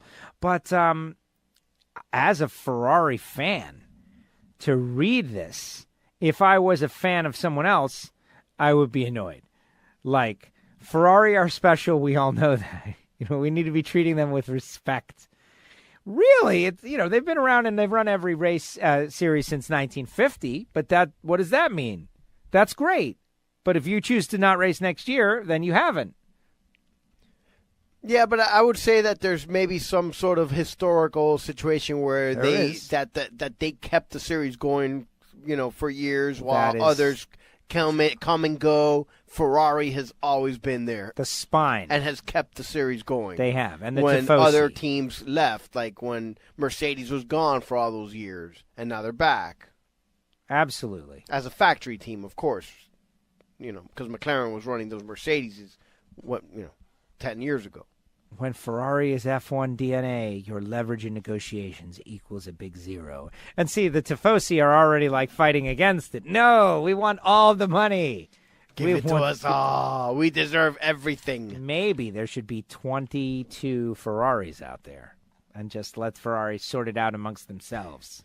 Right? Yeah, that's pretty funny. There it is. Anyway, so Mercedes, Ferrari, Red Bull, Renault, Haas, McLaren, Racing Point, Force India, Sauber, Toro Rosso, Williams. It's all about, can you step up or will you be overtaken for Haas F1? Survival of the fittest. I really like K-Mag coming in with more experience now. This is his what? Third year or second year? This is his third year, K-Mag. Yeah. And then there's Rogro. We'll just have to wait and see. It's going to be very exciting. Very exciting. All right, I think as far as racing goes, we are just about where we need to be. Is there anything that we have yet to discuss, or can we move on to the Sports Collision? Can we move on to the Sports Collision? Yeah, I guess we're ready to move on. I mean, I had my Fastlane Friday out in Homestead on Friday night. We had a good time. It was a fun time. Saw a lot of quick and fast race cars. Saw a lot of cool South Florida cars. You know, we have a very interesting situation in that, Maseratis and Mercedes, SLS and GTR and just extremely high-level cars are blasting down this little drag strip. That's kind of fun. I'm excited about that. I want to report on the Netflix Formula One show. And Gio and I did a big walk for cancer. It's time for Sports Collision. Sports Collision. Yeah. Well, there's a whole bunch of NFL frenzy going on. Okay. I'm not sure exactly because the league season opens up on Monday, but I guess now they're allowed to negotiate and all kinds of stuff is going on. Guys are agreeing to terms all over the league. Okay. In personal news, the Pittsburgh Steelers have traded their disgruntled diva wide receiver Antonio Brown to Oakland for a bag of footballs and a box of used. Don't say that. Oh, I'm not allowed to say that. No, that's over the line. All right. Think about it. I think that's a perfect example of exactly what they got in return. I don't know. I think that's just over the line. All right. Well, it's just so gross, man. Like, really? Why do you got to go there? We can't come up with, useless analogy. Synonyms for useless. I thought it was perfect of exactly what was going on. Perfect for the deal. So you're upset that you didn't get it? I'm not upset. I'm just not happy with the state of my football team. And you've known this has been building and just getting worse and worse with each passing season. You have no right to complain. They've lost, total control of the team. It is now a team that is in disarray. Historically speaking, the Steelers are one of the premier franchises in the league. And now, really, what are they? They were always historically known for their defense. They have a defensive head coach, and their defense sucks. They had, arguably, position by position, there's not too many teams with more talent in the league, and they can't even get in the playoffs. And playoffs? Yeah, kind of as, I don't know, maybe as I've gotten older, is part of the reason why I don't really, especially in football, root so much for one team. I just kind of watch the barbaricness of the whole sport in general without so much as a rooting interest, because the local team sucks. The team that I've always rooted for, as growing up, kind of not sucks, but is extremely disappointing. And when you put them up against... Which one is that? The Steelers. When you match them up against a team like New England, and you see they just look so inept and incompetent. Here we go. Look, Barnwell grades Antonio Brown trade, why Oakland fleeced Pittsburgh. I mean, look, that's all he... Fleeced them. Look, you can say whatever it is. They got something in return for someone that it looked like they were going to end up having to cut because of the sore relationship. But it's just that. Stephen A. scorches Steelers. How does it come down to that? Oh, man. How does it come down to that the best, arguably the best running back in the league is no longer there and they get nothing for him? The best receiver in the league is just got traded for a third-round draft pick and a swap of fifth and sixth picks, so essentially for a third-round draft pick now. That's all fine and dandy because this is, for the Raiders, it's also a weird kind of move because the Raiders, they appear to be rebuilding. So now they're going to bring on a 31-year-old wide receiver and double his salary and guaranteed money. This can go very well for Pittsburgh because Antonio Brown is a great player, but he's going to have to be at the top of his game for the next, 3 or 4 years. Yeah, but the Raiders, or however they signed. Where are they playing this year, the Raiders? Still in Oakland. And what about next year? Next year they go to Vegas, I believe. And that's the move. Is they want to have some star power and they want to get people excited I get it. and they want to sell some tickets and they got to get through these first couple of years. If you think Antonio Brown is not happy with Ben Roethlisberger throwing him the ball, Derek Carr is not an upgrade. And that's just it. Like in this league, you have to be careful because who's throwing you the ball makes a big, big difference. Which is the part of the reason when you ask, why didn't the Dolphins give up a 3 for him? The Dolphins could have probably offered a 1, but why are they going to bring that mess in here? Who's going to throw him the ball? Right. And so that's what happens. But, hey, good luck to the Raiders. They have immensely talented wide receiver. But when you think about it, Pittsburgh, picked up the guy in the 6th round and underpaid him for every year that he was there. Even when he actually made good money, he was still underpaid because he outperformed the contract, but that's just the way it works sometimes. Bad timing. Yeah, but in the end, I don't know. I just feel like if the Steelers aren't run properly anymore, Mike Tomlin to me is a players type coach, and you can see what happens over a long enough period of player type coach letting different players get away with different stuff. 10 years later, it seems like they're out of control. That kind of stuff that goes on in Pittsburgh would never fly in New England. Oh, wow. And that's a fact. Yeah. Well, but you're picking the best of the best. But that's who you got to beat, and the Steelers are one of the best franchises historically speaking in this league, and that's who they want to be. Yeah. Well, you're right about losing a premier running back and a premier wide receiver just for nothing. Right. And I would kill to have either or. we can't even get that. And they've had it and discarded it, not found anything to do with it. Yeah, and you got a quarterback. And you have a quarterback. Say what you want about Big Ben, whatever. I'm kind of surprised to hear you say that, because I'm not following the Steelers. What do you mean? Antonio Brown is not happy with Big Ben? Well, what's up with Big Ben? Big Ben he suffers from some of the LeBron-isms. He's passive aggressive. And so he goes on his radio show and calls out players and says, oh, this guy's got to get better and that guy's got to get better and he's got to run better routes. And some guys get sensitive to that stuff because they feel like you're pointing the finger at them. Yeah, well, I don't know. I would like to have a player on my team that I felt was good. I agree. Yeah, we're in a kind of a bad spot. The Dolphins are rebuilding. Yeah, well, they're in a constant state of rebuilding.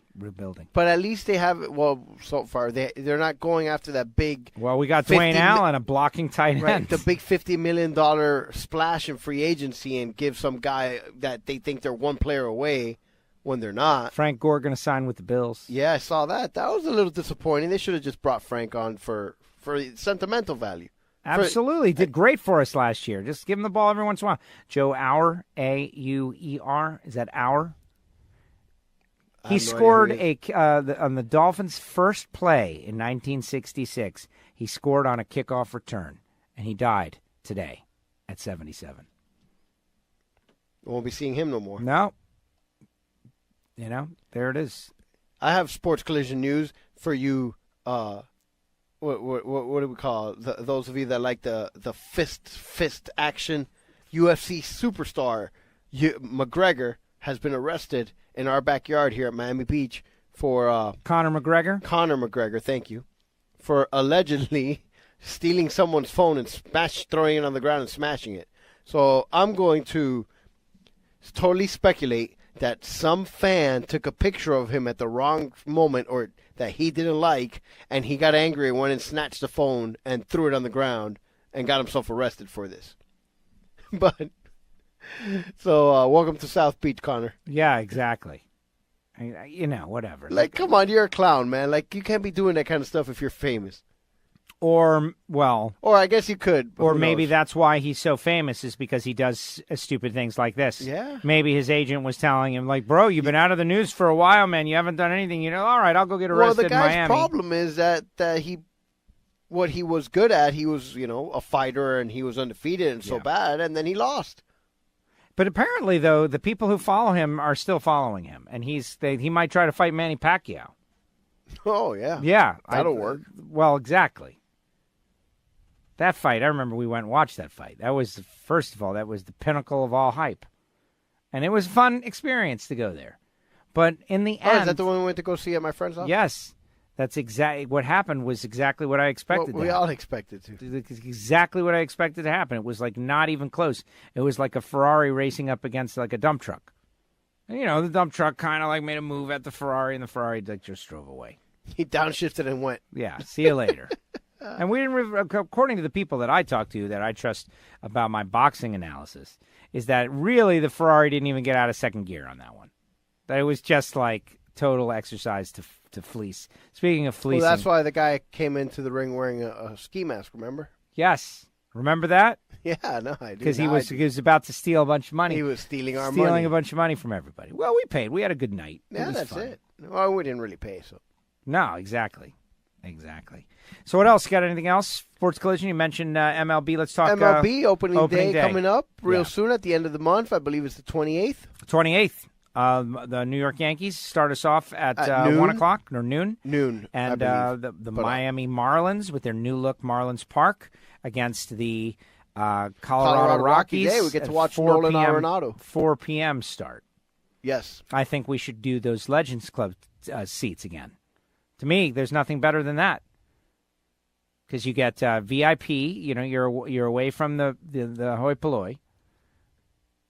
And you have access to your own drinks and stuff. Yes, it costs a little bit more, but it's not bad. It's manageable, like $40.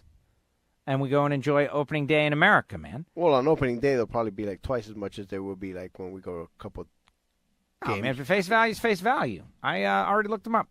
Yeah, but they charge more for tickets on opening day than on game But the Legends Club is never like a $20 ticket, man. I understand like that, but it's all tickets. It's not. Yeah, so the $20 tickets cost $25, and the $40 tickets cost $45, or however they raise the prices of all. It's variable ticket pricing throughout the season. Well, it's definitely going to be more expensive on opening day than it will be on like a Monday in August. It's more expensive on opening day that Thursday than if we go to the Friday game too, Absolutely. or whatever it is. That's all I'm just saying. I get it. No big deal. I'm picking up what you're putting down. So we gotta get in on this opening day in America, man. It's going to be great, and we start again and we go again with our new revamped team as we mourn the loss of Babe Ruth's daughter. Well, actually, it is a 1 o'clock game. The Yankees and Orioles and the Nationals and Mets also start off at 1 o'clock. Ruth Stevens passing away at 102 years old. Julia Ruth Stevens, the adopted daughter of the Babe, passed away Saturday at 102. Her son Tom confirmed to the New York Times. 102. Yeah. Stevens came to know Ruth when he met her mother, Claire Hodgson, in 1923, the year the Babe led the Yankees to their first World Series title. Ruth married Hodgson on opening day of the 1929 season and adopted Stevens as his daughter. They lived with Ruth's biological daughter, Dorothy, in a West 88th Street apartment in Manhattan. Stevens regarded Ruth as her own father, accompanying him on his famous trip to Japan in 1934. She tossed several ceremonial first pitches at Fenway Park and Yankee Stadium, including the Yankees' final game at Old Yankee Stadium in 2008. We were there, not at the final game, but in the final season. Yes. We went and paid respect to the stadium. Throughout the years, and oftenly publicly cheered for Ruth's original team, the Red Sox. Oh, she publicly cheered for the Red Sox. Even when they played their bitter rivals, she appeared at Major League games until she was 100 years old. Stevens is survived by 2 grandchildren and 4 great-grandchildren. That's cool. And so I guess that I wonder, is Linda Ruth Tissetti her grandchild? Like, why would they not mention Linda Ruth Tissetti? Because maybe it's not her grandchild. Maybe it's her sister's It's grandchild. It's a different person, maybe. I would like to know the tree. I want to see the family tree. Masahiro Tanaka was named opening day starter for the Yankees, just so you know. Oh, I know that. Severino went down. Sevy went down, man. Not down. good. CC is down. No bueno. The young guys, man. They're gonna lean on the within the organization to get us through this period. So we shall see. We shall see. Everybody has got to be excited about their baseball teams. You got a shot. The Red Sox, you guys got a shot. Yeah, everybody. Well, look, this is the time of the season to traffic in hope. Well, this could be the year for the Red Sox. Since 1918, it's been, and they can finally break through. Huh? All right. Oh, wait. That's right. Those things happened. It just takes me a while to get used to the new reality. But yeah, no, I know what it is. The legal tampering period began in the NFL, which is when the league season hasn't officially began, but they allow teams to negotiate and work out deals before they can officially sign them. Ah, there you go. Aha. There you go. The tampering. Yeah, legal tampering. Legal. Because the other tampering is frowned upon. Right, exactly. Which it goes on anyway, but people are frowned upon. And that's about it. NBA season starting to come to a close. The teams, that matter. The Heat are in 8th place in the East. Oh, they all right. They're in. Yeah, well, they're in at the moment. They're fighting. They got a couple game lead on 9th. But they are what they are, man. They're not that great. They're at best they're going to finish, with 38, 39 wins. Yeah, but that's not what it's about. No. You got a core group of young guys, so you got to get them I'm going some on Wednesday to go see D-Wade. Oh, really? Yeah.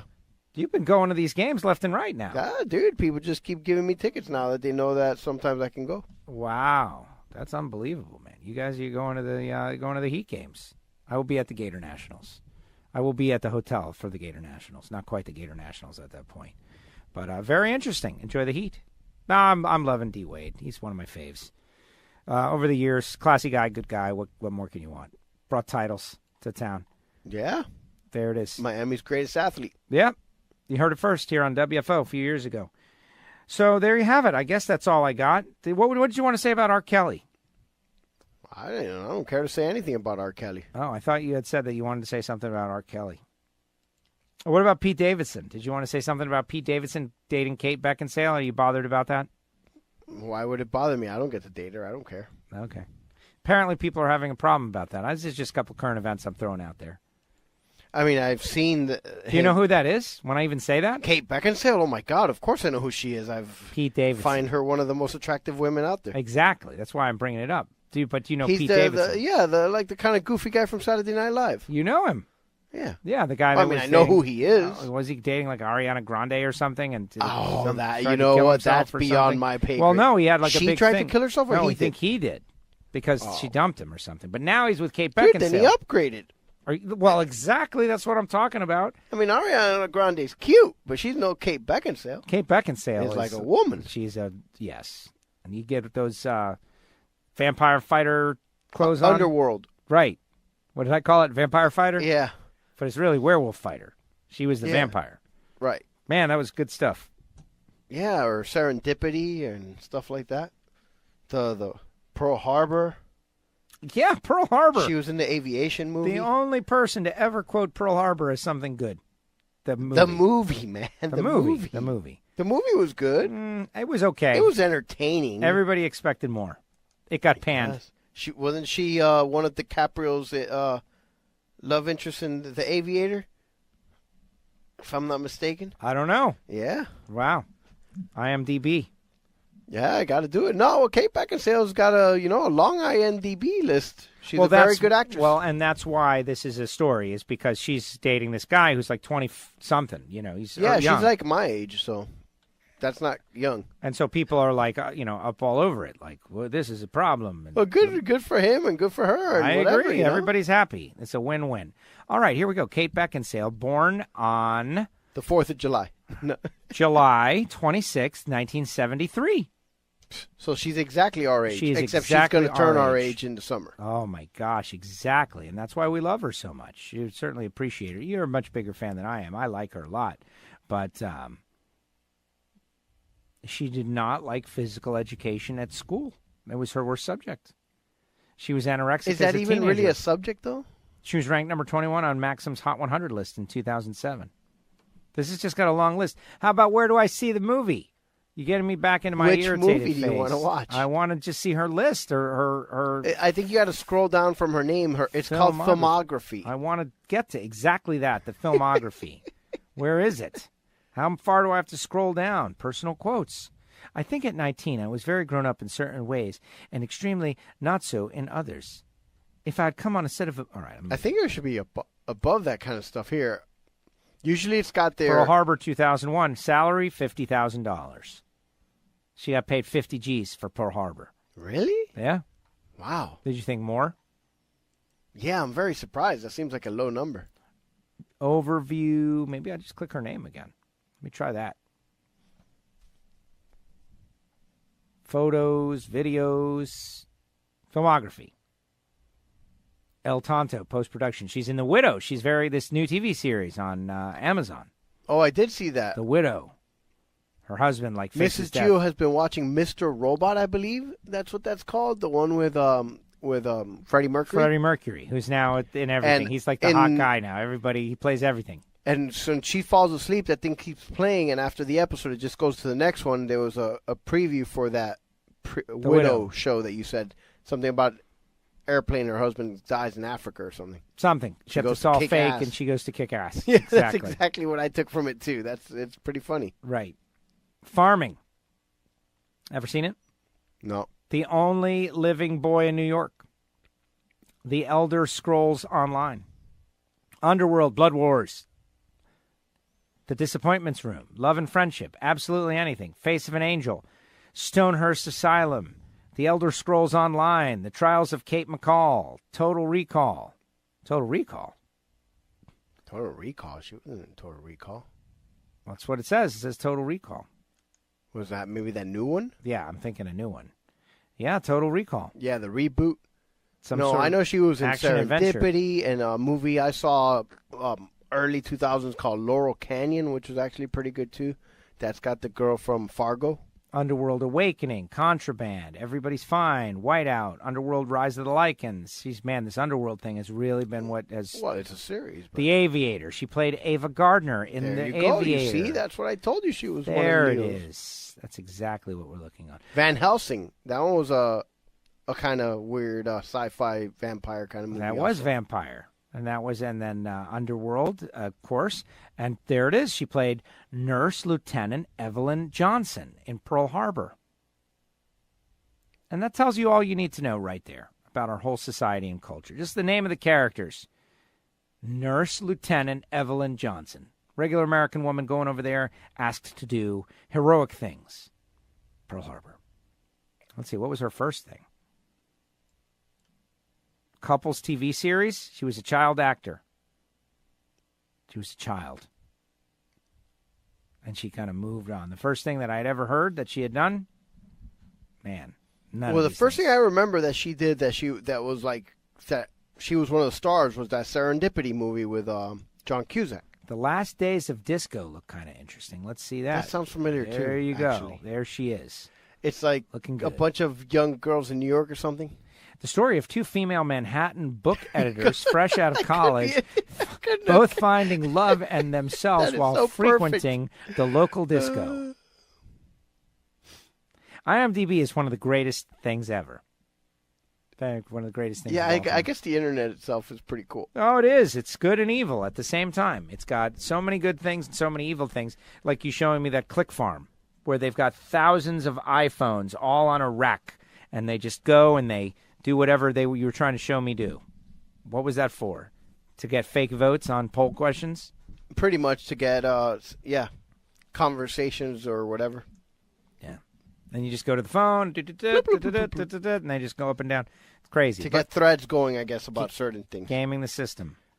Oh, my God, I'm burning up in here, man. Thank God that the heater just turned off. What's interesting is that I'm not the heater turned off. You mean the air turned on? Yeah, I guess. Right. It felt like if you had the heater on, I got to tell you. No, man. So I guess the air turning on must have felt like if the heater turned on. But this is a very funny subjp that you bring up because I am actually very comfortable. I'm schwitzing in here, man. But do you know why? Why is that? Because I'm hot under the collar? Because you got all that extra insulation that I don't have. Oh, my goodness. That's what it is. This is another example. Really? You're going to fat shame me at the end of the show because here. you're hot. Telling me that I'm hot like because I'm going to say, no, man, because you got the goddamn heater on. It's 100 degrees outside. We're not in New York. But it's not 100 degrees outside, and this thing is blowing, and I'm cool. It just turned on. I'm feeling cool and comfortable, and I'm looking across. You should tweet a picture of me. Look at me. I feel like Stryker trying to land the plane. Yeah. The sweat is pouring down this man's face. Oh, my goodness. And he is totally schwitzing. I'm going to have to What's change happening. my shirt before I get out of here. What is that? Listen, man, that's unhealthy. You need to cool yourself. You need to start doing physical activity. I'll go get out of here. No, it's true, man. You got to stop saying it's 79 degrees outside, man. Right. It's 79 outside. It's like 72 And it feels inside. like 109 according to this. Oh, by the way, it says it's going to be 96 tomorrow, dude. What, here? No, in Hades. Oh man, that's pretty hot. Yes, here. Well, supposedly it's going to be hot for the Gator Nationals too, which I'm actually.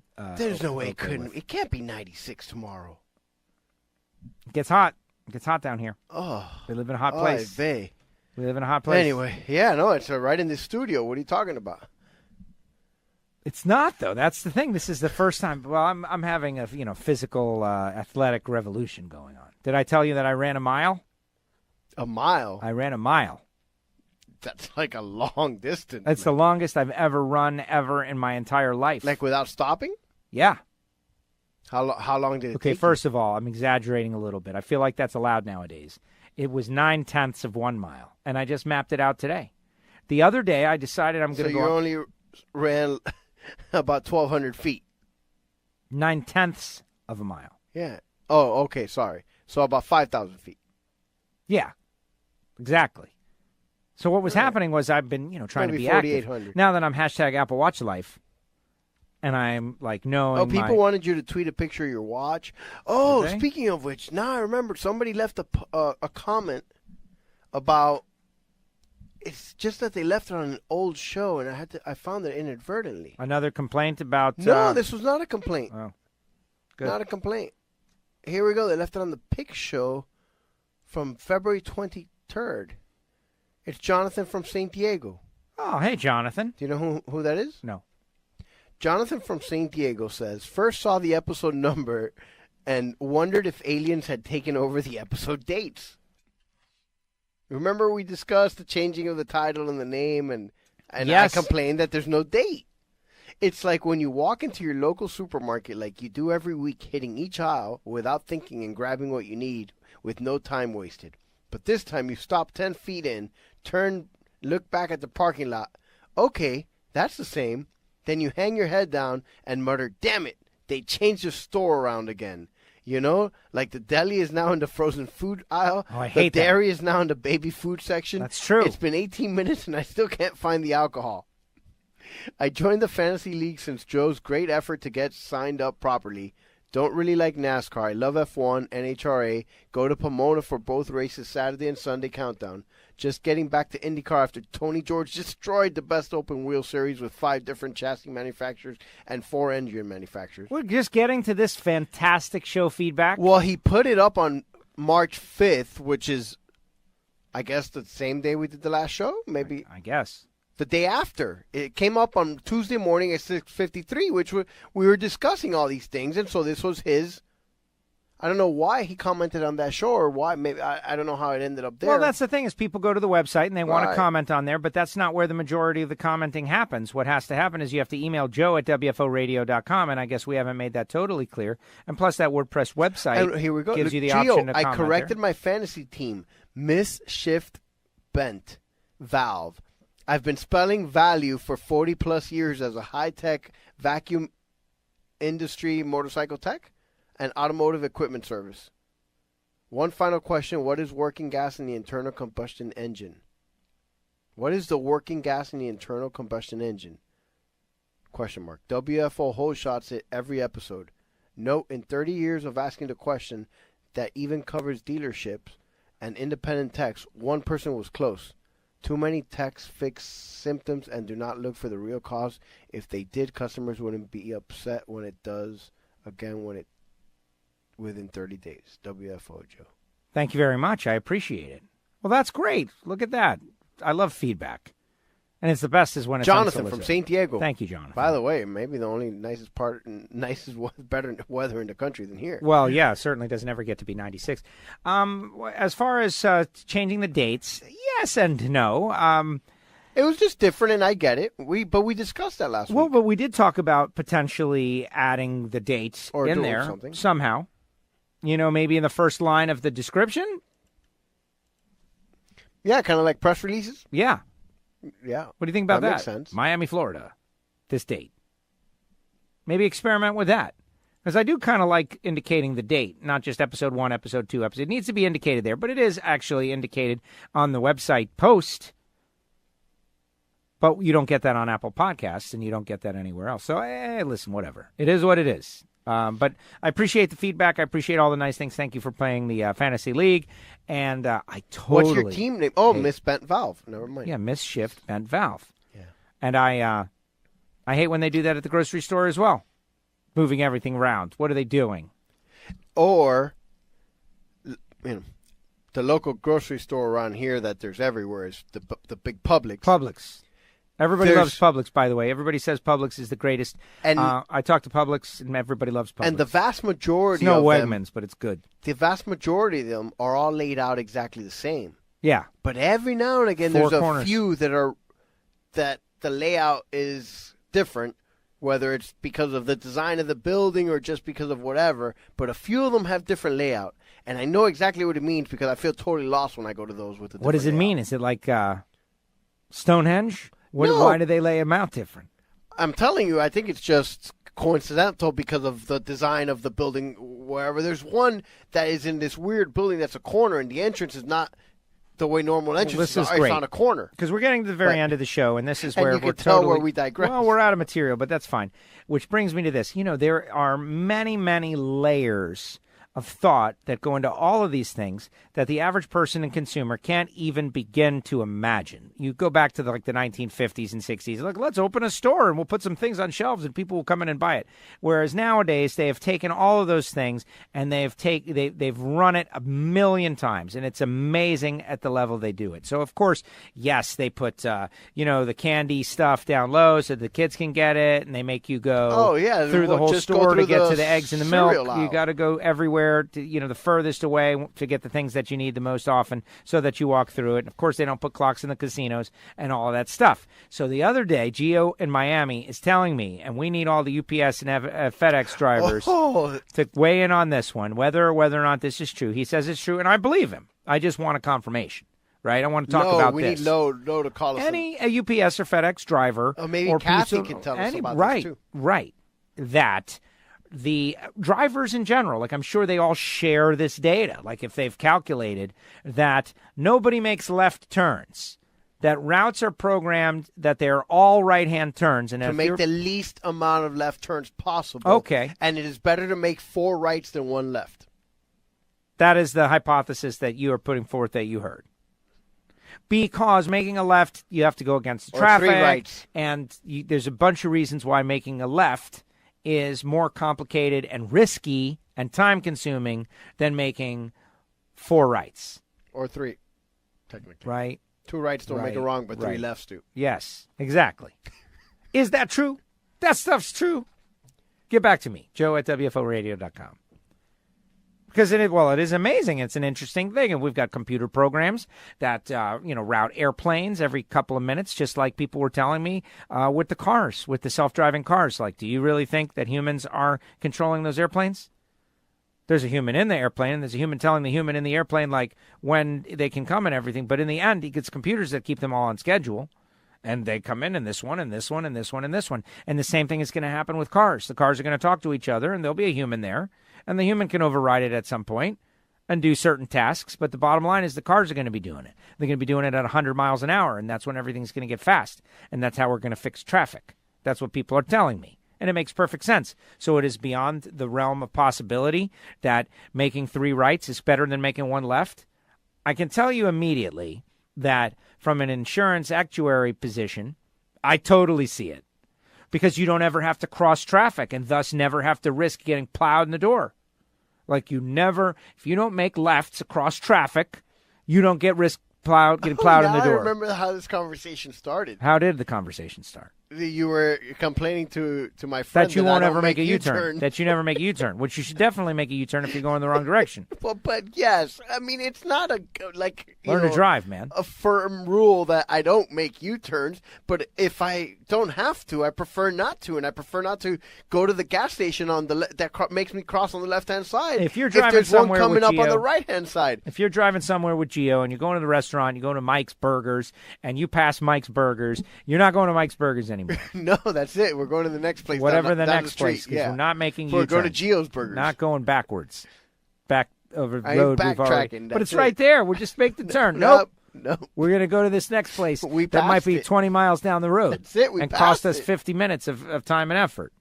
Right? I wouldn't go that far. I'm not going back there. I think you're taking this example to an extreme, but I think those people out there kind of get it. Like, why am I going to go to the gas station across on the left when there's in a few miles on the right, there'll be one right there, and it'll be convenient. Maybe. And, yeah, I get that, right? I get that. I mean, it's not if I'm going to run out of gas from here to then. But it's definitely a theme. I don't know if it's a theme, but it does have a part in my life. What about the not being able to shift the Buick into drive?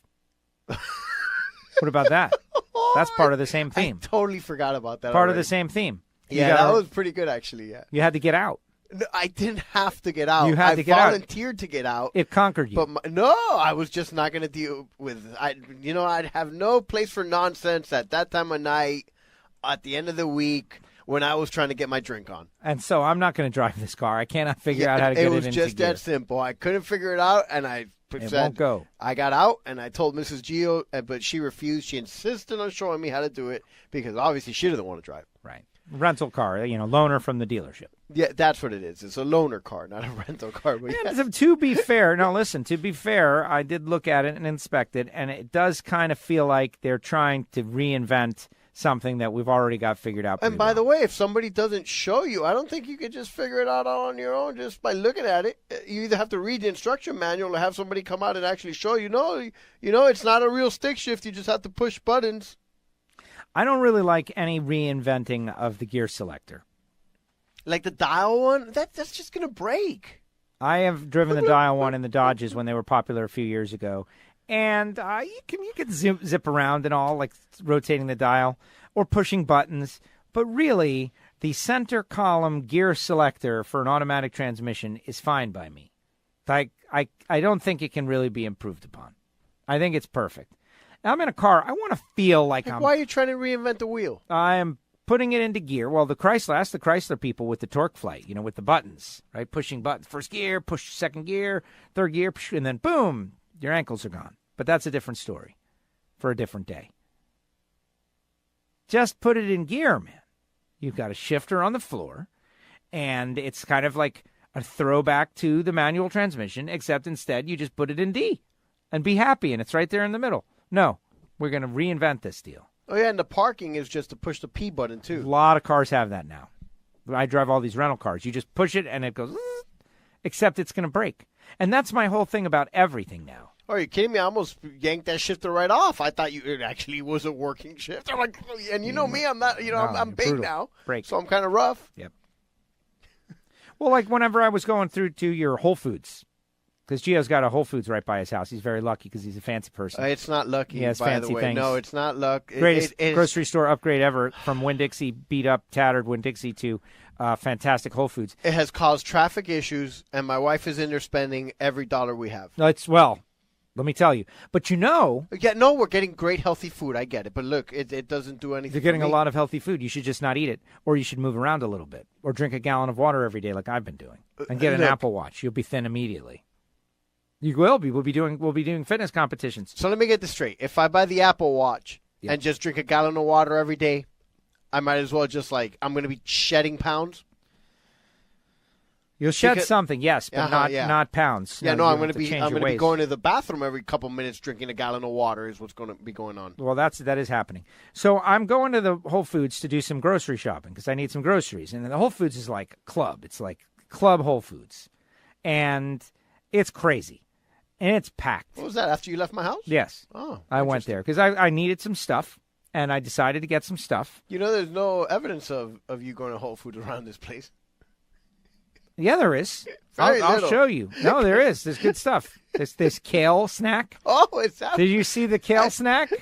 I saw some turkey jerky. I am going. There's turkey jerky. I mean, if you want to call people Turkey out, jerky. who the hell eats turkey jerky, man? Well, the regular. That's like the turkey bacon, right? Are you going to try that crap Well, too? I bought the regular jerky and the turkey jerky, and I wanted to do like The back to Pepsi back taste to test, see of course. exactly how crappy the turkey jerky is.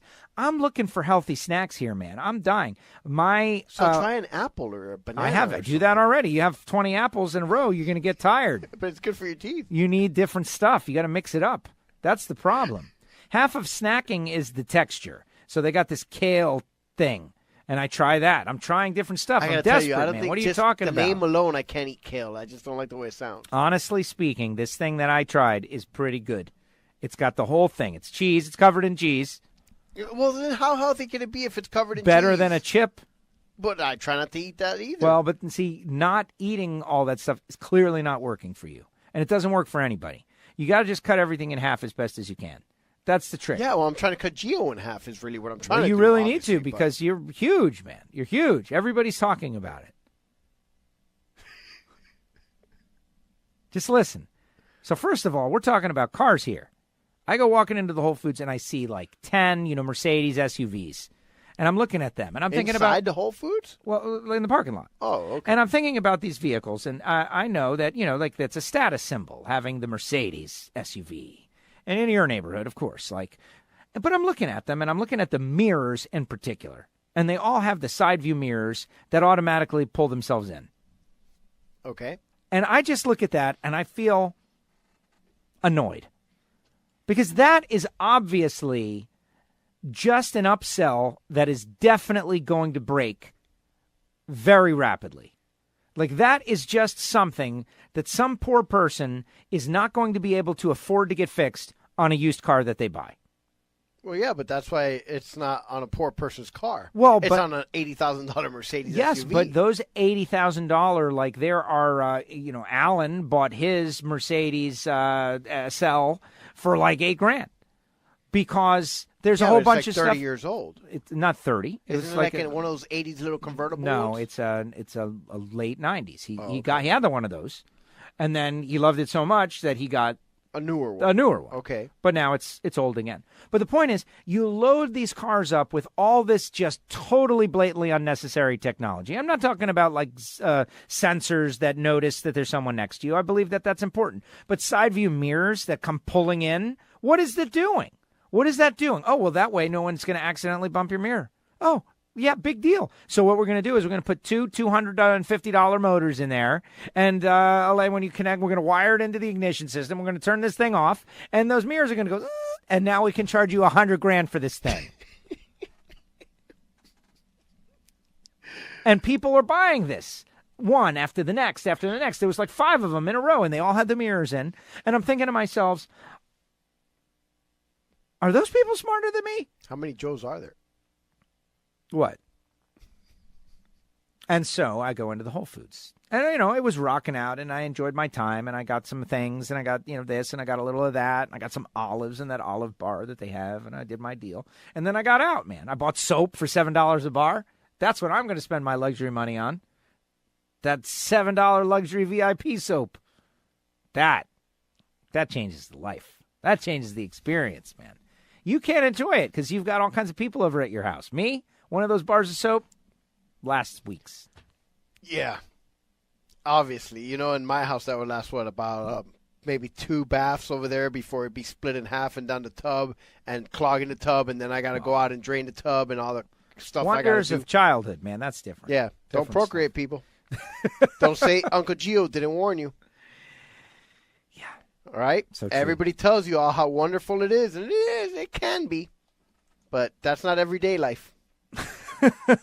All right, are we done? I think we're done. Oh, wow. I don't have anything I've else. been done for a long time. It's going to take me a while now to find Well, you all got the that closing meat music and stuff. sweat going on. You like just Well, no, thank God the heat turned off, and Yeah, so I'm a little bit better now. you're But it schwitzing. was pretty bad just a few minutes ago. So all you folks, here's the deal. NHRA Nitro is coming out. This show is just for fun, man. It's just for fun. We love our great That's it. sponsors of the NHRA Nitro show, but really they sponsor that show, and we just give them added love on this one. The Patreons did get added content today. The Patreons got a whole thing, and there's something that we're going to be promoting really soon that we're going to want you to participate in and subscribe on and check it out to get all new something. But I don't want to say exactly what it is just yet because I want it to be available.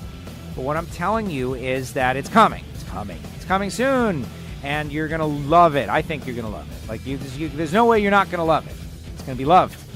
And we're going to need you to write a review and do all of that great stuff immediately and instantaneously as soon as you find out about it, so that we can get the huge rocket ship type launch that comes associated with your...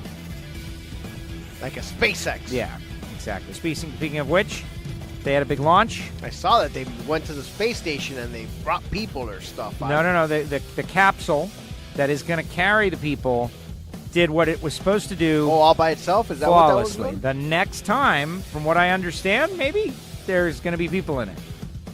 Americans, which is exciting. All right, everybody. From Haas F1. Yes, they're going to put Roman Grosjean and K-Mag. Going to be the first up there. Appreciate all you folks. Thank you for listening to us. Some days we're better than others. I'll just leave it at that. All right, everybody. Peace out. WFO.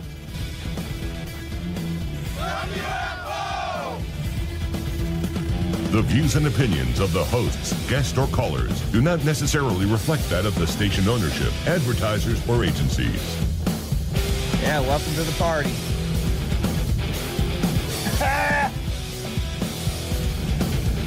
Bye, bye, bye.